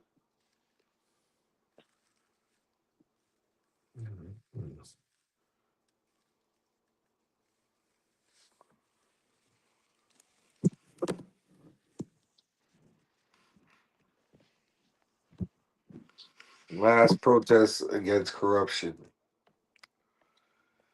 If Gen Zers were like, "Yo, we gotta have protests because shit is getting wild right now in the world. We don't want to live like y'all, Straight up. Generation X and baby boomers and all that." Yep. So they rallied around the world and they did some mass protests against corruption and regulations they deemed uncivilized. Have you pull up some film on that, my brother? You said what now? Mass protests from Gen Zers You want against mass protests against corruption this year.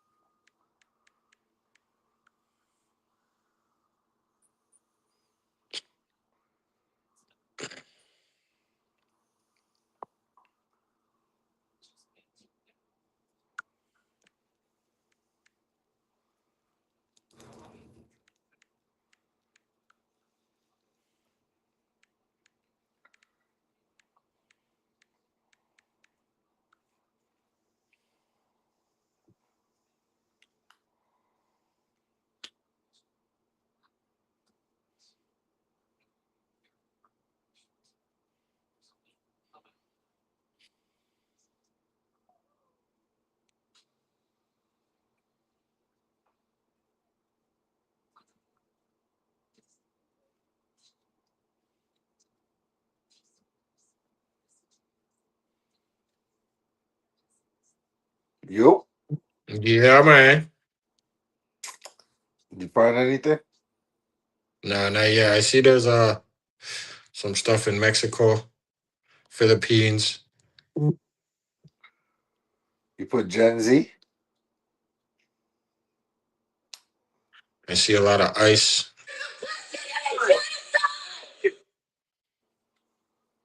Hold on, let me get the Gen Z in there.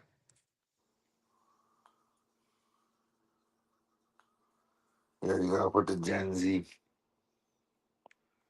This is young people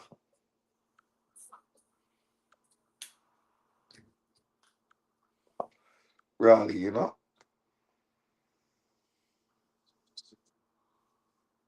Corruption in Mexico leave at least from Mexico erupts. Gen Z. Yeah, it's all in Mexico.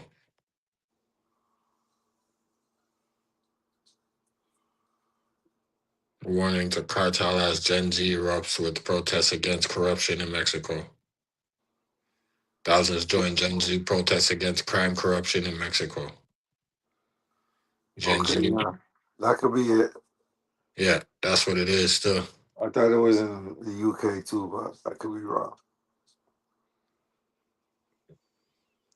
Yeah. Vine, Philippines.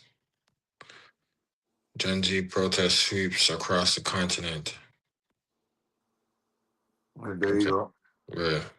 From Philippines. Morocco to Madagascar to Nepal, members of Gen Z are taking to the streets in protest and making specific demands for social justice. In Peru, groups of young anti-government protesters have clashed with police for weeks, and just last night, lawmakers impeached the president. Here's ABC's Tom Sufi Burridge. From running battles on the streets of Madagascar, challenging the police and the president, to the city squares of Morocco, where almost every night crowds call on the Prime Minister there to step down. These are the Gen Z protests, spreading on social media, including gaming app Discord, sweeping across multiple continents, Africa, Asia, and South America. A leaderless movement in a fight against corruption and for social justice.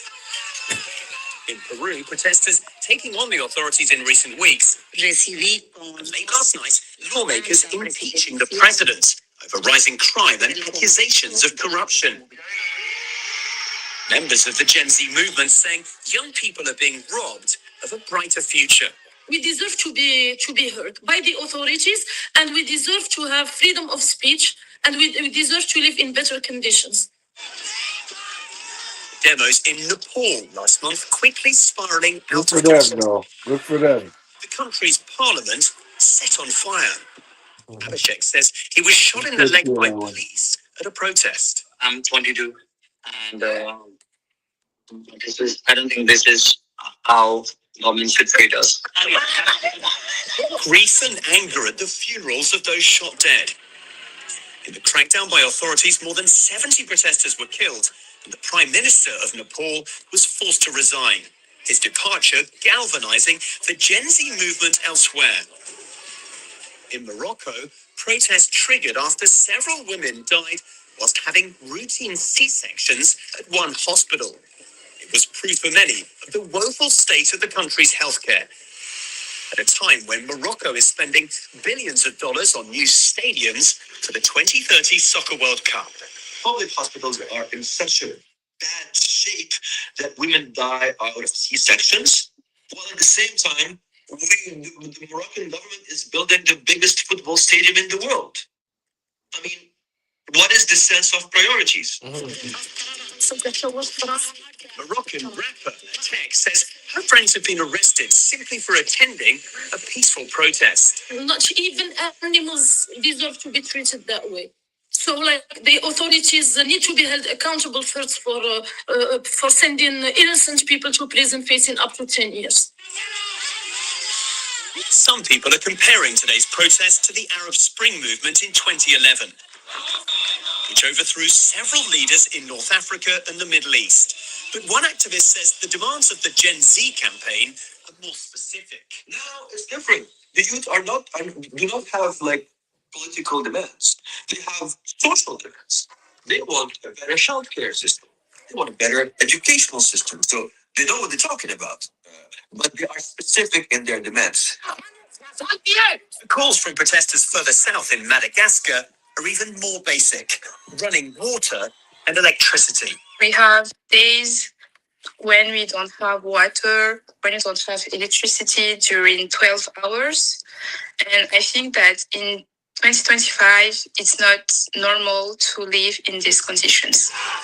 Overnight, the protests in Madagascar escalating. The UN says more than 20 people have been killed in recent weeks, but Maya says he and others won't give up. The situation in Madagascar today is so bad, you're willing to keep risking your life for this fight.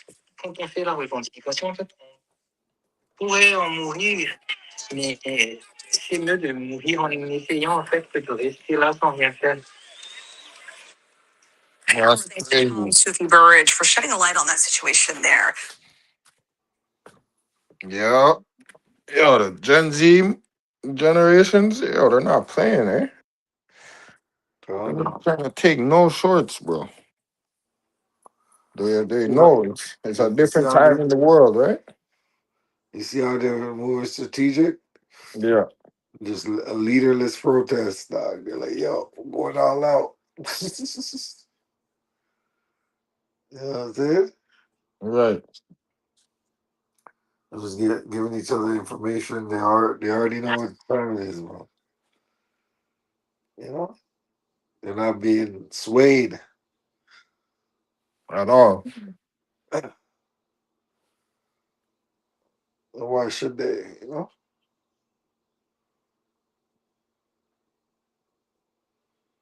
Why should they? Okay, what's next? Number 4.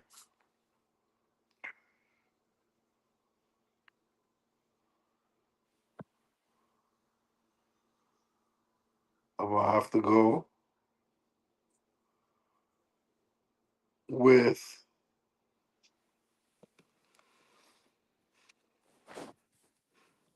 something that devastated the Caribbean,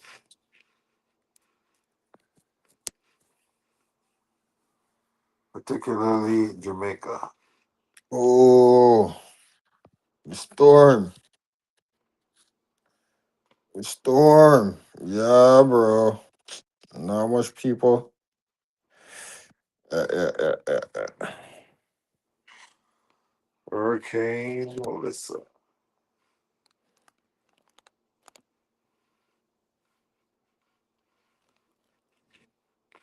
Remember that shit? Like it was yesterday. Literally, how long ago was it? It was like a month, 2 months ago. Yeah, right before Christmas. Two, okay, maybe 2.5 months now. But yeah, I was like, shit. Well, I don't think it's as bad as people make it out to be, but it's pretty bad still. I think the earthquake in Haiti was worse, but right. it's pretty bad. Oh, Hurricane Melissa.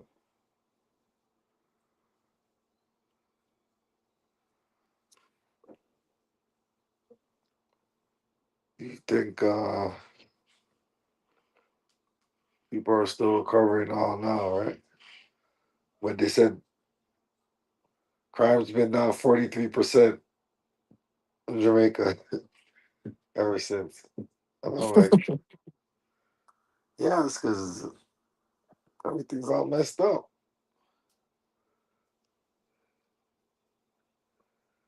Let's see the crime stay down after they build their infrastructure back up, you know? Right. And when they do build the infrastructure back up, if this crime goes up, then that's even more messed up about the country. You know what I'm saying? No, I think they'll do better still. Cause like, but then again, oh, I don't know nothing. I ain't on ground zero, so I can't really talk. But It's, just understanding that the sometimes the only way to get ahead is by working together. So I figure the people will actually come together as a community and do something productive and prosperous for for the people, not just for a one person or a one crew. Everybody have to work together to build back up. So they're gonna, you know,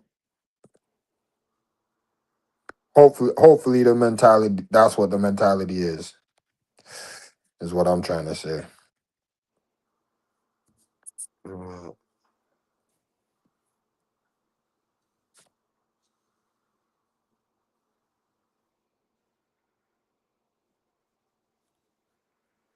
yeah, that's true.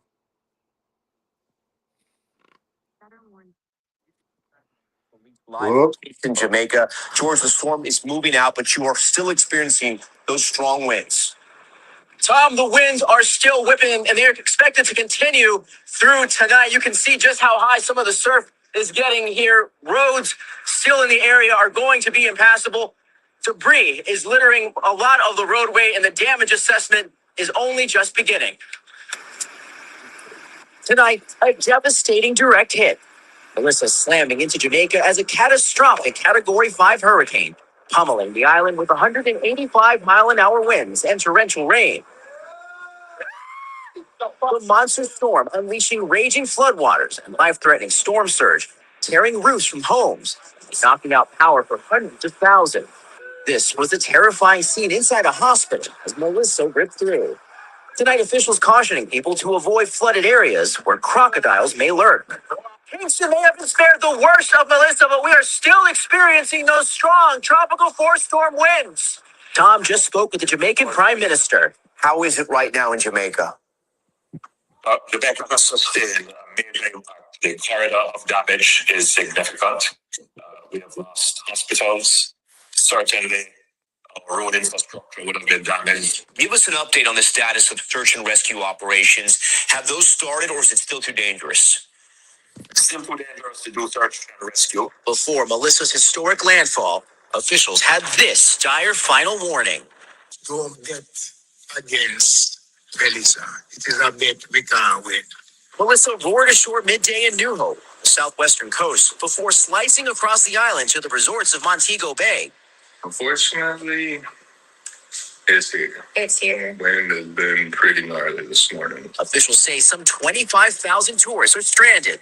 We were advised to put one of our mattresses on the window and barricade it with the tables that we have in the room. People staying at this Montego Bay hotel were evacuated to the ballroom, where they rode out the storm, huddled together on the floor.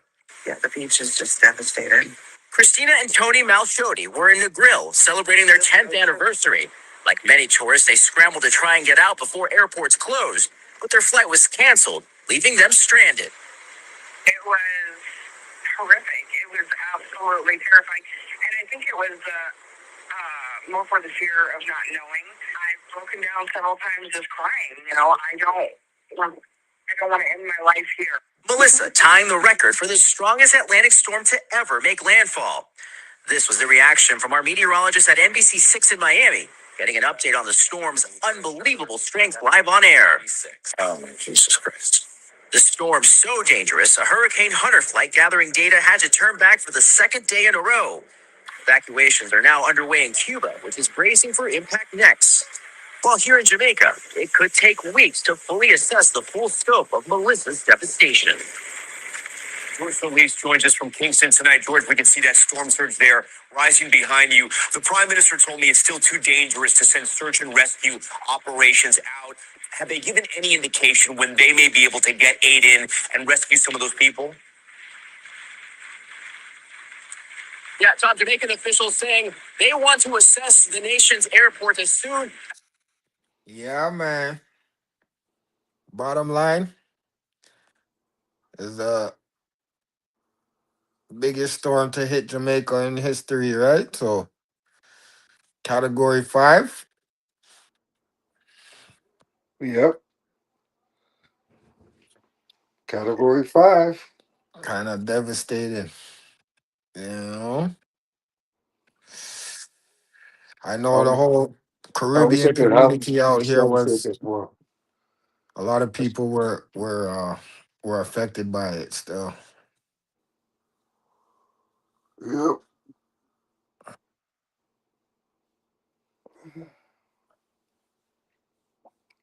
We should actually do some sort of event to raise funds to just send for aid.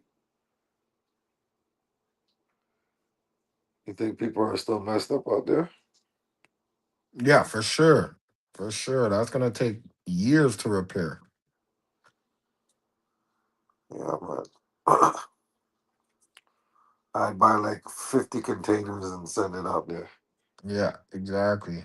Containers are what, like 2,000 a container?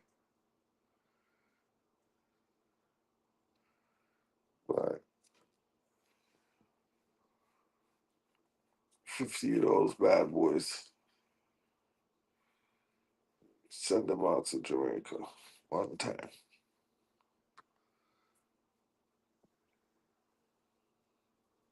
Like they'll start building houses. You know, if they have container homes, that'll help when these disasters happen way better than what they got now. You know? Right.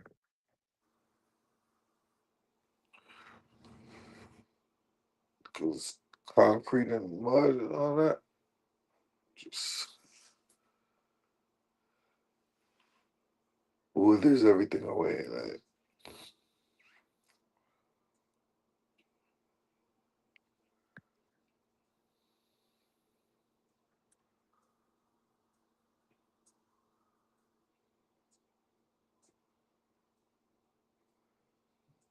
so there's a lot to learn as we go along in life. The third thing, most impactful thing in 2025. Iran declares war on Israel and the USA. Why? Because they got bombed earlier this year. And I've been trying to figure out why.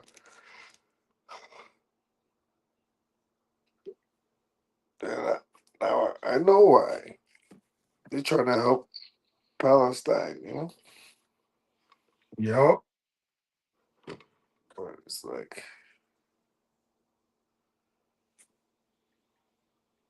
USA is trying to help Israel. So they struck back. So now this is what it came down to. Pull the tape.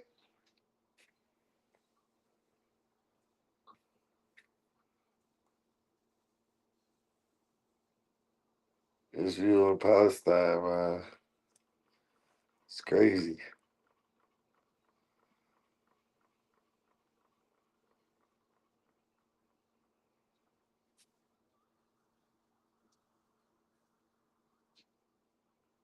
All right.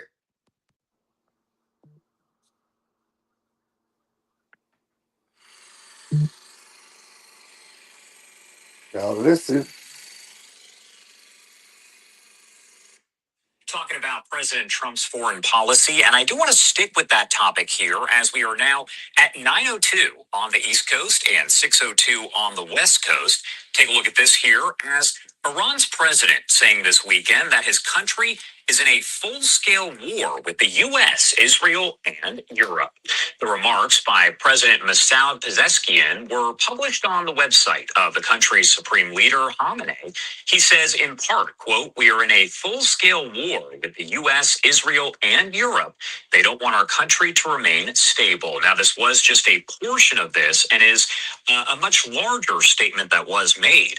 Now, I want to pop this up on your screen as well, a live look over Mar-a-Lago, as these remarks come just ahead of Israeli Prime Minister Benjamin Netanyahu's meeting with President Trump there in Florida tomorrow. Iran's president also quoted as saying this war is worse than his country's deadly war with Iraq that was back in the 1980s. To help break down exactly what this means, I do want to bring in a friend of the show. We do have Javed Ali, Associate Professor of Practice at the University of Michigan's Gerald R. Ford School of Public Policy and a former senior U.S. government counterterrorism official. Thank you so much for taking the time, as always, to be here with us. Josh, nice to be with you and happy holidays. Happy holidays. And I did want to ask you here first. We saw that quote, of course, translated there, and essentially it translates to quote unquote full scale war. What do you make of that? And what does Iran's president mean that there is a full scale war with the US and allies?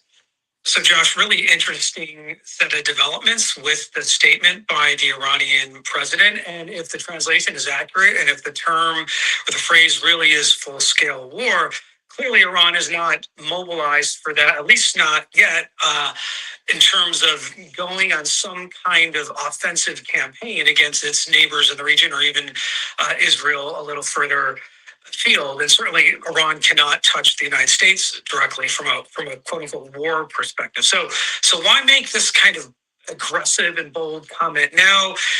As you mentioned at the top of the segment, it could be a way to send a message for the meeting tomorrow between President Trump and Prime Minister Netanyahu. I think they'll just, if anything, shrug it off, because clearly Iran is in a much weaker position than both the U.S.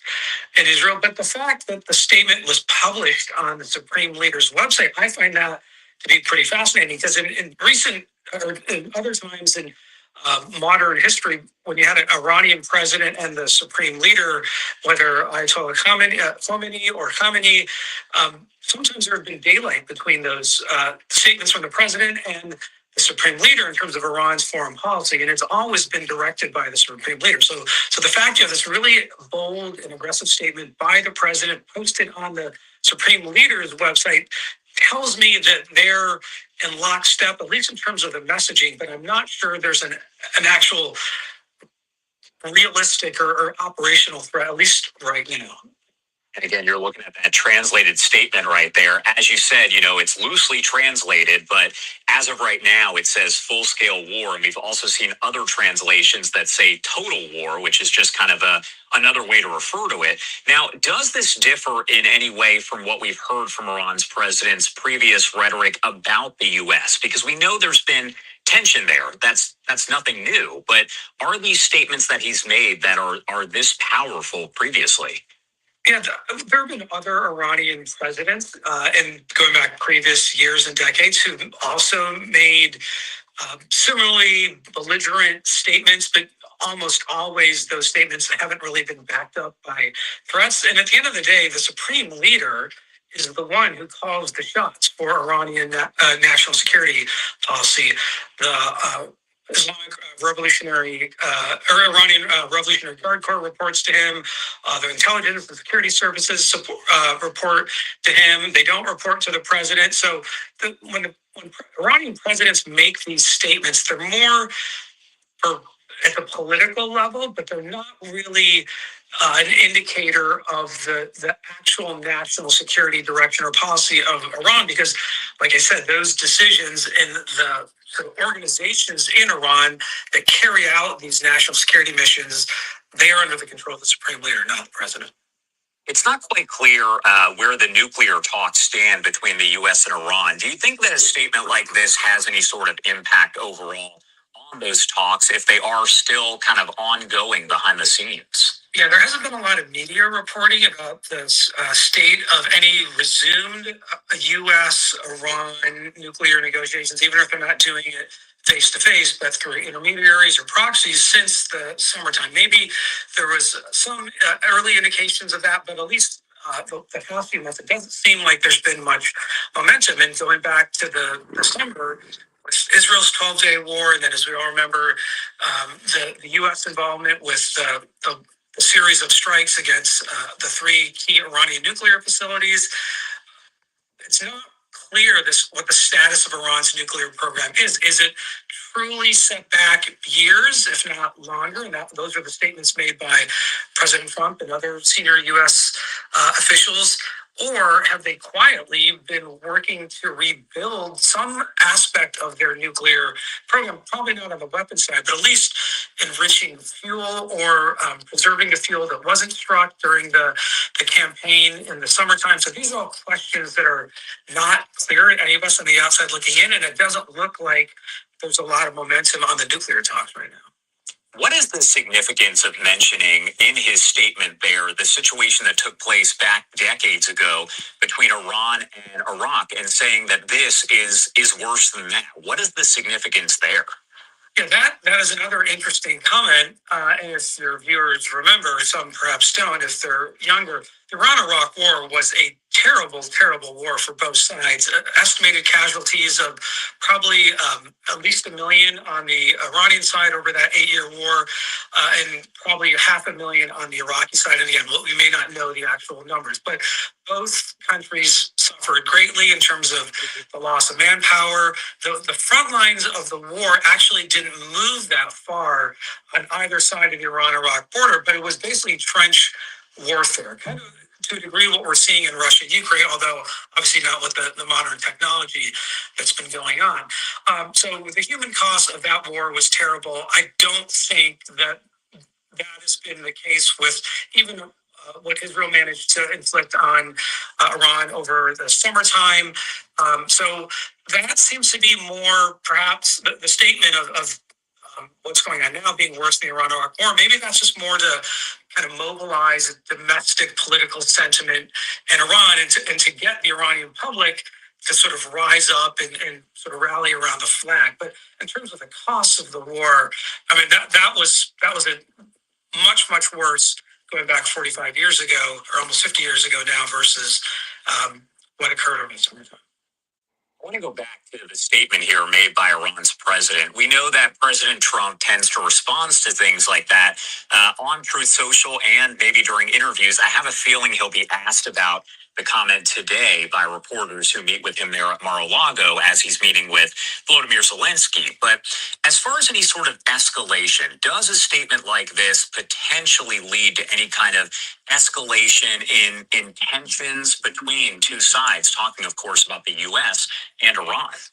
Well, the tensions between the U.S. and Iran and Israel are already very high. I don't think there's really been a de-escalation even since the summertime. So based on these very provocative and belligerent statements by the Iranian president on the Supreme Leader's website, like we talked about earlier, President Trump may respond to it with similarly forceful language. He's obviously done that in the past, but I don't think it's going to lead to an actual military showdown between the U.S. and Iran. And I would also have to believe both on the Israeli and the U.S. side for months, there has been, I would have to assume, a relatively significant intelligence collection and analysis enterprise geared towards looking at what is the state of Iran post the campaign from the summertime, and if there are any indicators that Iran truly is mobilizing to be more aggressive or take offensive action in the region or against Israel or against U.S. interests, I would have to believe my former colleagues in the intelligence committee are looking for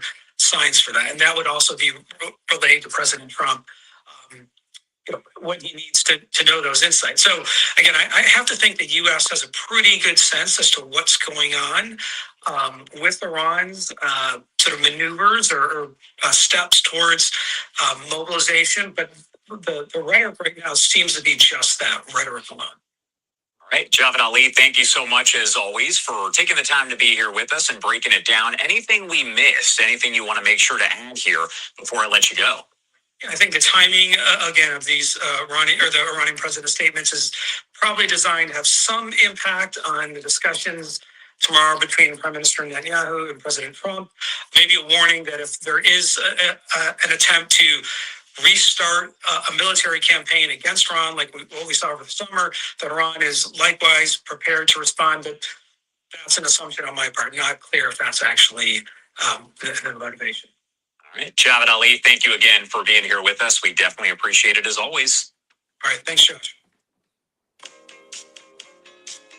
Memories don't just sparkle. Yeah, man. Yep. I'm saying a strategic. They're stirring the pot right there. You know, the U.S., you know how they do. We got to get something out of it somewhere, somehow.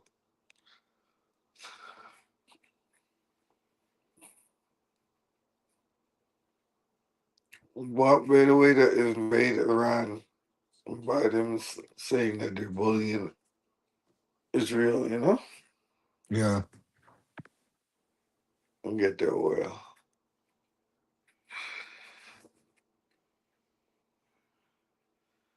See how that works?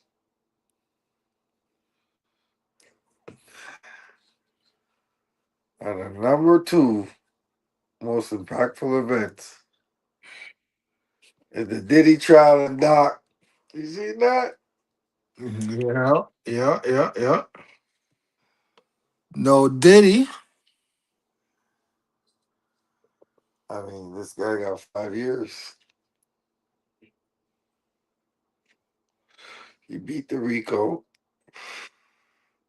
the one man Rico, which I ain't never heard of that in my life. How you gonna have a one man Rico? But then 1 year into his sentence, the documentary comes out. All types of crazy shit. Executive produced by 50 Cent. 50 Cent. So But what are we saying? Are we it saying came, that it P. came Diddy? up that they've been had the footage. Yeah. Yeah. They were gonna put it together about a year before the trial. So they're trying to already try to get him, you know, put away from before the trial, which is the art of war, I guess. Kill him in the court of public opinion. So when the trial comes, well, the doc was pretty straightforward. Even though 50 produced it, there's the jurors in there. They asked him about the situation, and they got a jury of his peers, and he was acquitted. But since it's his first offense, and they're saying that the charges were excessive, and his whole team was trying to make an appeals for him to get early release or released because the charges were excessive. But I mean, shit, if you're getting a one man Rico and you got off for 5 years, I think you did pretty good. What you think? Yeah, that's a fact. That's You a know what I mean? cold fact. I believe that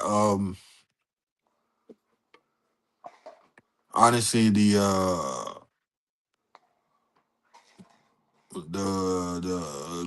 P. Diddy doc, it feels like that was purposely and strategically released at the time it was released because it ended up being number one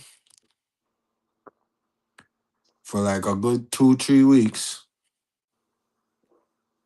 and a lot of the stuff that was on the doc, like how would these the people who put it together, how would they get access to this, to all these things? You know, some of it is like personal stuff, so that's why I feel like Diddy has a hand in on that somehow. Like him and Fifth got together and said, you know what, let's take advantage of this time right now. Everybody knows that Diddy's a whole mess, so like there's no hiding that. Especially Diddy knows what's going on. He's not dumb or slow. So it's actually a really smart thing to capitalize with dropping the doc. And you could put it as, oh, 50 exclusively produced it, but you know it's like If Diddy has a hand in on that, he's breaking bread, bro. You know, I feel like Diddy gave Fifth all that information. Fifth put it together a certain way, and P Diddy has a bag when he gets home, waiting for him. That could be true. Could be true. It's a good angle to look at it. Because they did make money. But it makes Diddy look bad, though. That's the only thing that gets me. It makes him look real guilty and real bad. But then again, in some aspects, in hindsight, you have to think, is any of the footage, new footage, yeah, some of it's new from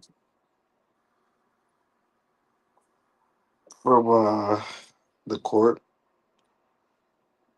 months before the court, when he was just riding around on his bike and whatnot, talking about the child with his lawyer and shit. That's new, but other than that, there ain't nothing really new that we didn't know. So they just got a few people to speak, brought back some old shit, and then people talk their shit, then paid them, and then that was it.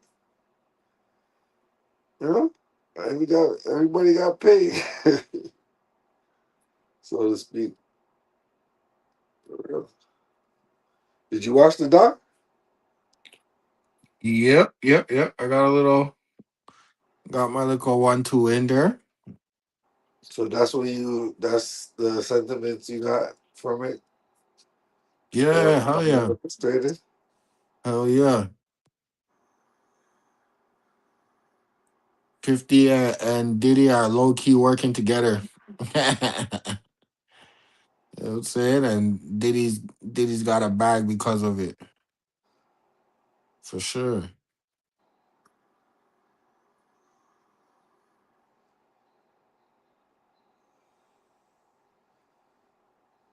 It's true. Eh?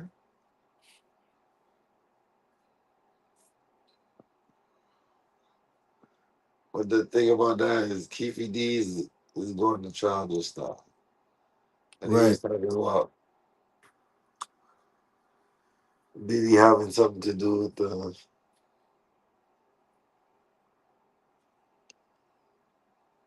Park murder. yeah, and having Biggie killed too, Yeah. or being like language or having something to do with it, basically.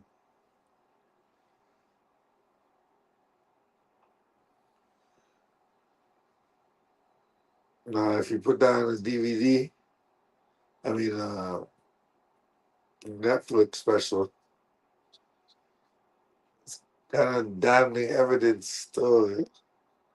It's not real evidence, but makes you look guilty Yep. to a certain degree.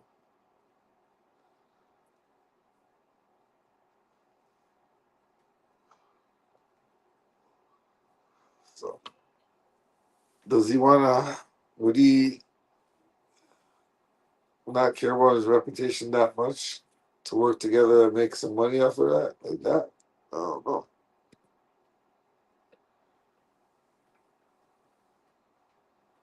And is Netflix paying out that much bread to where he would?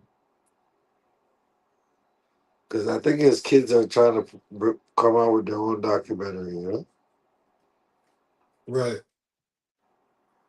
If I'm not mistaken.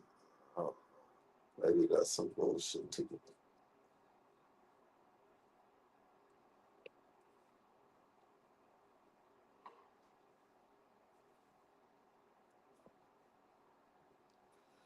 But the one man Rico charge, I don't get it still. I still Yeah, don't that's really crazy. get it. That's crazy. First day. One man Rico. Then he get charged with the bad act.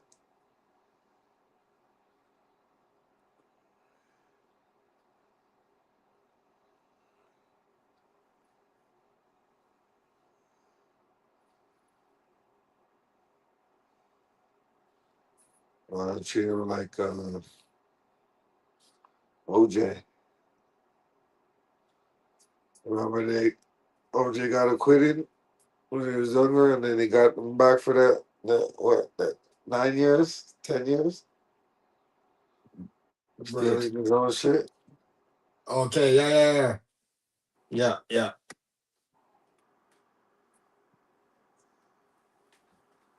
OJ's funny for that one still. But yeah, trust me. After a while, it's like, yo, where's the bag at? Guys don't have not a care in the world of how they look. Like, all right, let me just get this bag, however.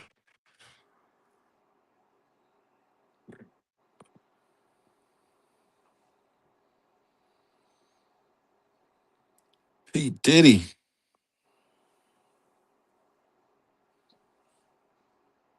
But yeah, yeah, so the man's doing five. Yep. So he has three left, basically. Or two and a half left. Yep. Max B came home.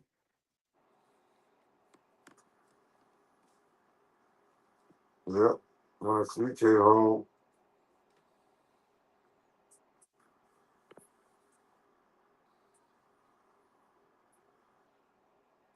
in the number one spot.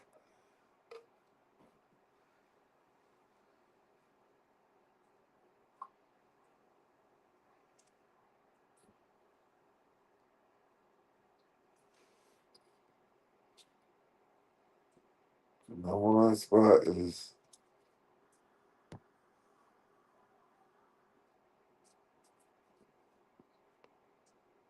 you guessed it.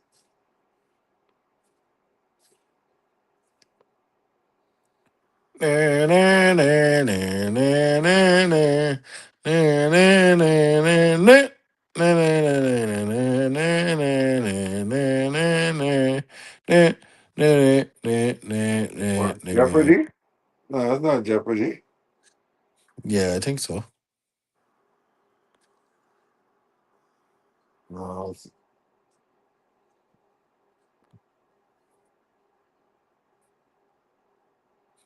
probably 50 Cent. This.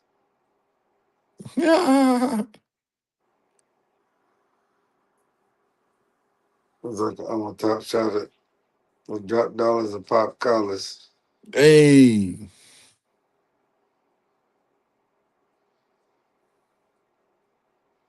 You ain't talking top dollars and not holla.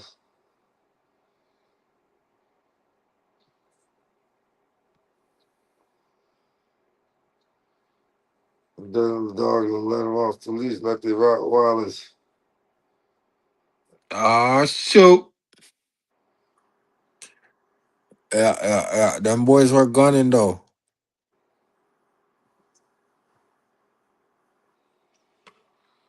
That was the baddest freestyle of 2026, 2025. Great way to close the year. Those little bars right there killed it. He brought it back. But those bars, he just brought it back. Now everybody gotta go in the booth and start rapping again.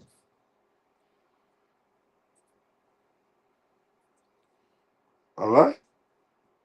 Nah, for sure. We'll tear it up. Bring everybody back to life. You know what I'm saying? You know how much people will come out of the woodworks and be like, yo, I still rap. Say word. That's what I'm saying. Gotta get into it.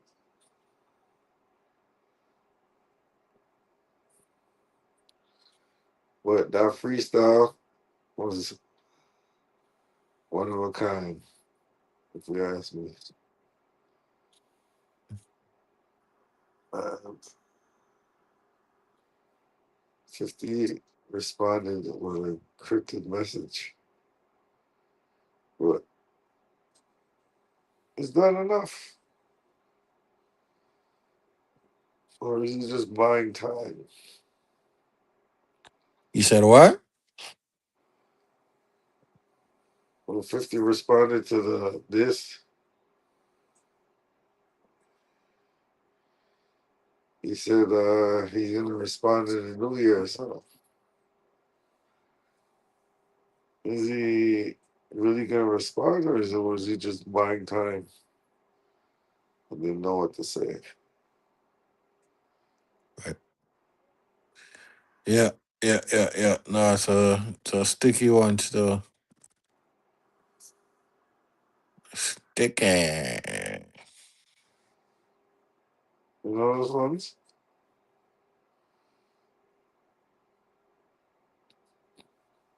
Everybody who ever played with me, wish they didn't. What?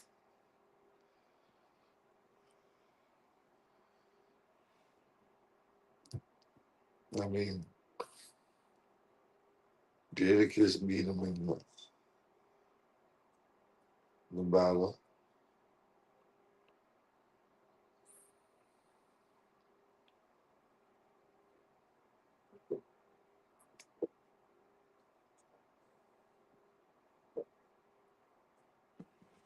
Who else?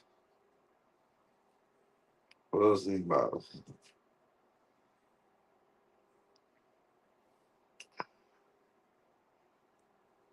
Nas beat him. I was rapping against him for a bit. Who else? A few other people. Got bars like that. Got bars? Oh, for sure, man. Well, for sure, bro.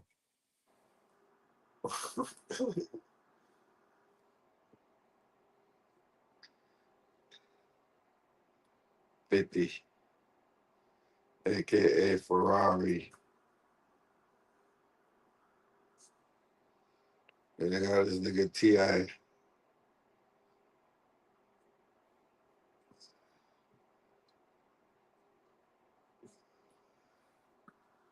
And this nigga Busta Rhymes.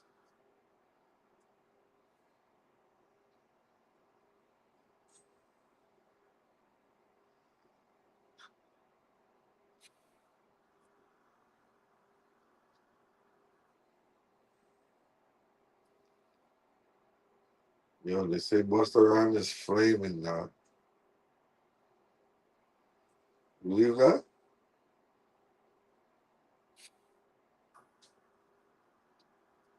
I heard that shit. What? What, yeah, so you believe that? Yep, for sure.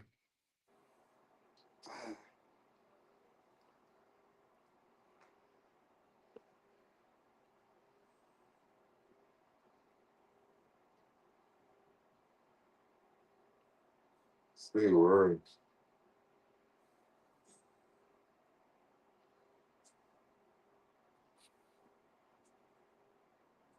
What clips, y'all?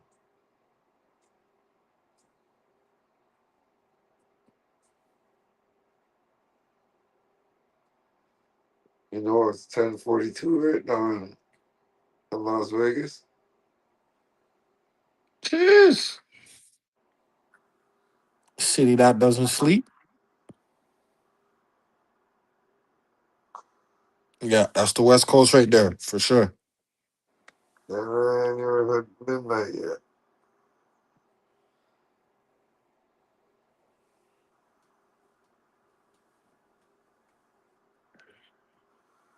Well, um, burning the midnight oil, man. It's been great. We did the top 10 impactful moments. Yes, sir. Number one is a fabulous freestyle. We can't play it because they all flag my shoes near. But y'all go check that out. You already know.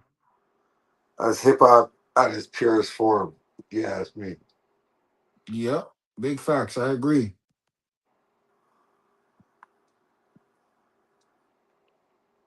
100%.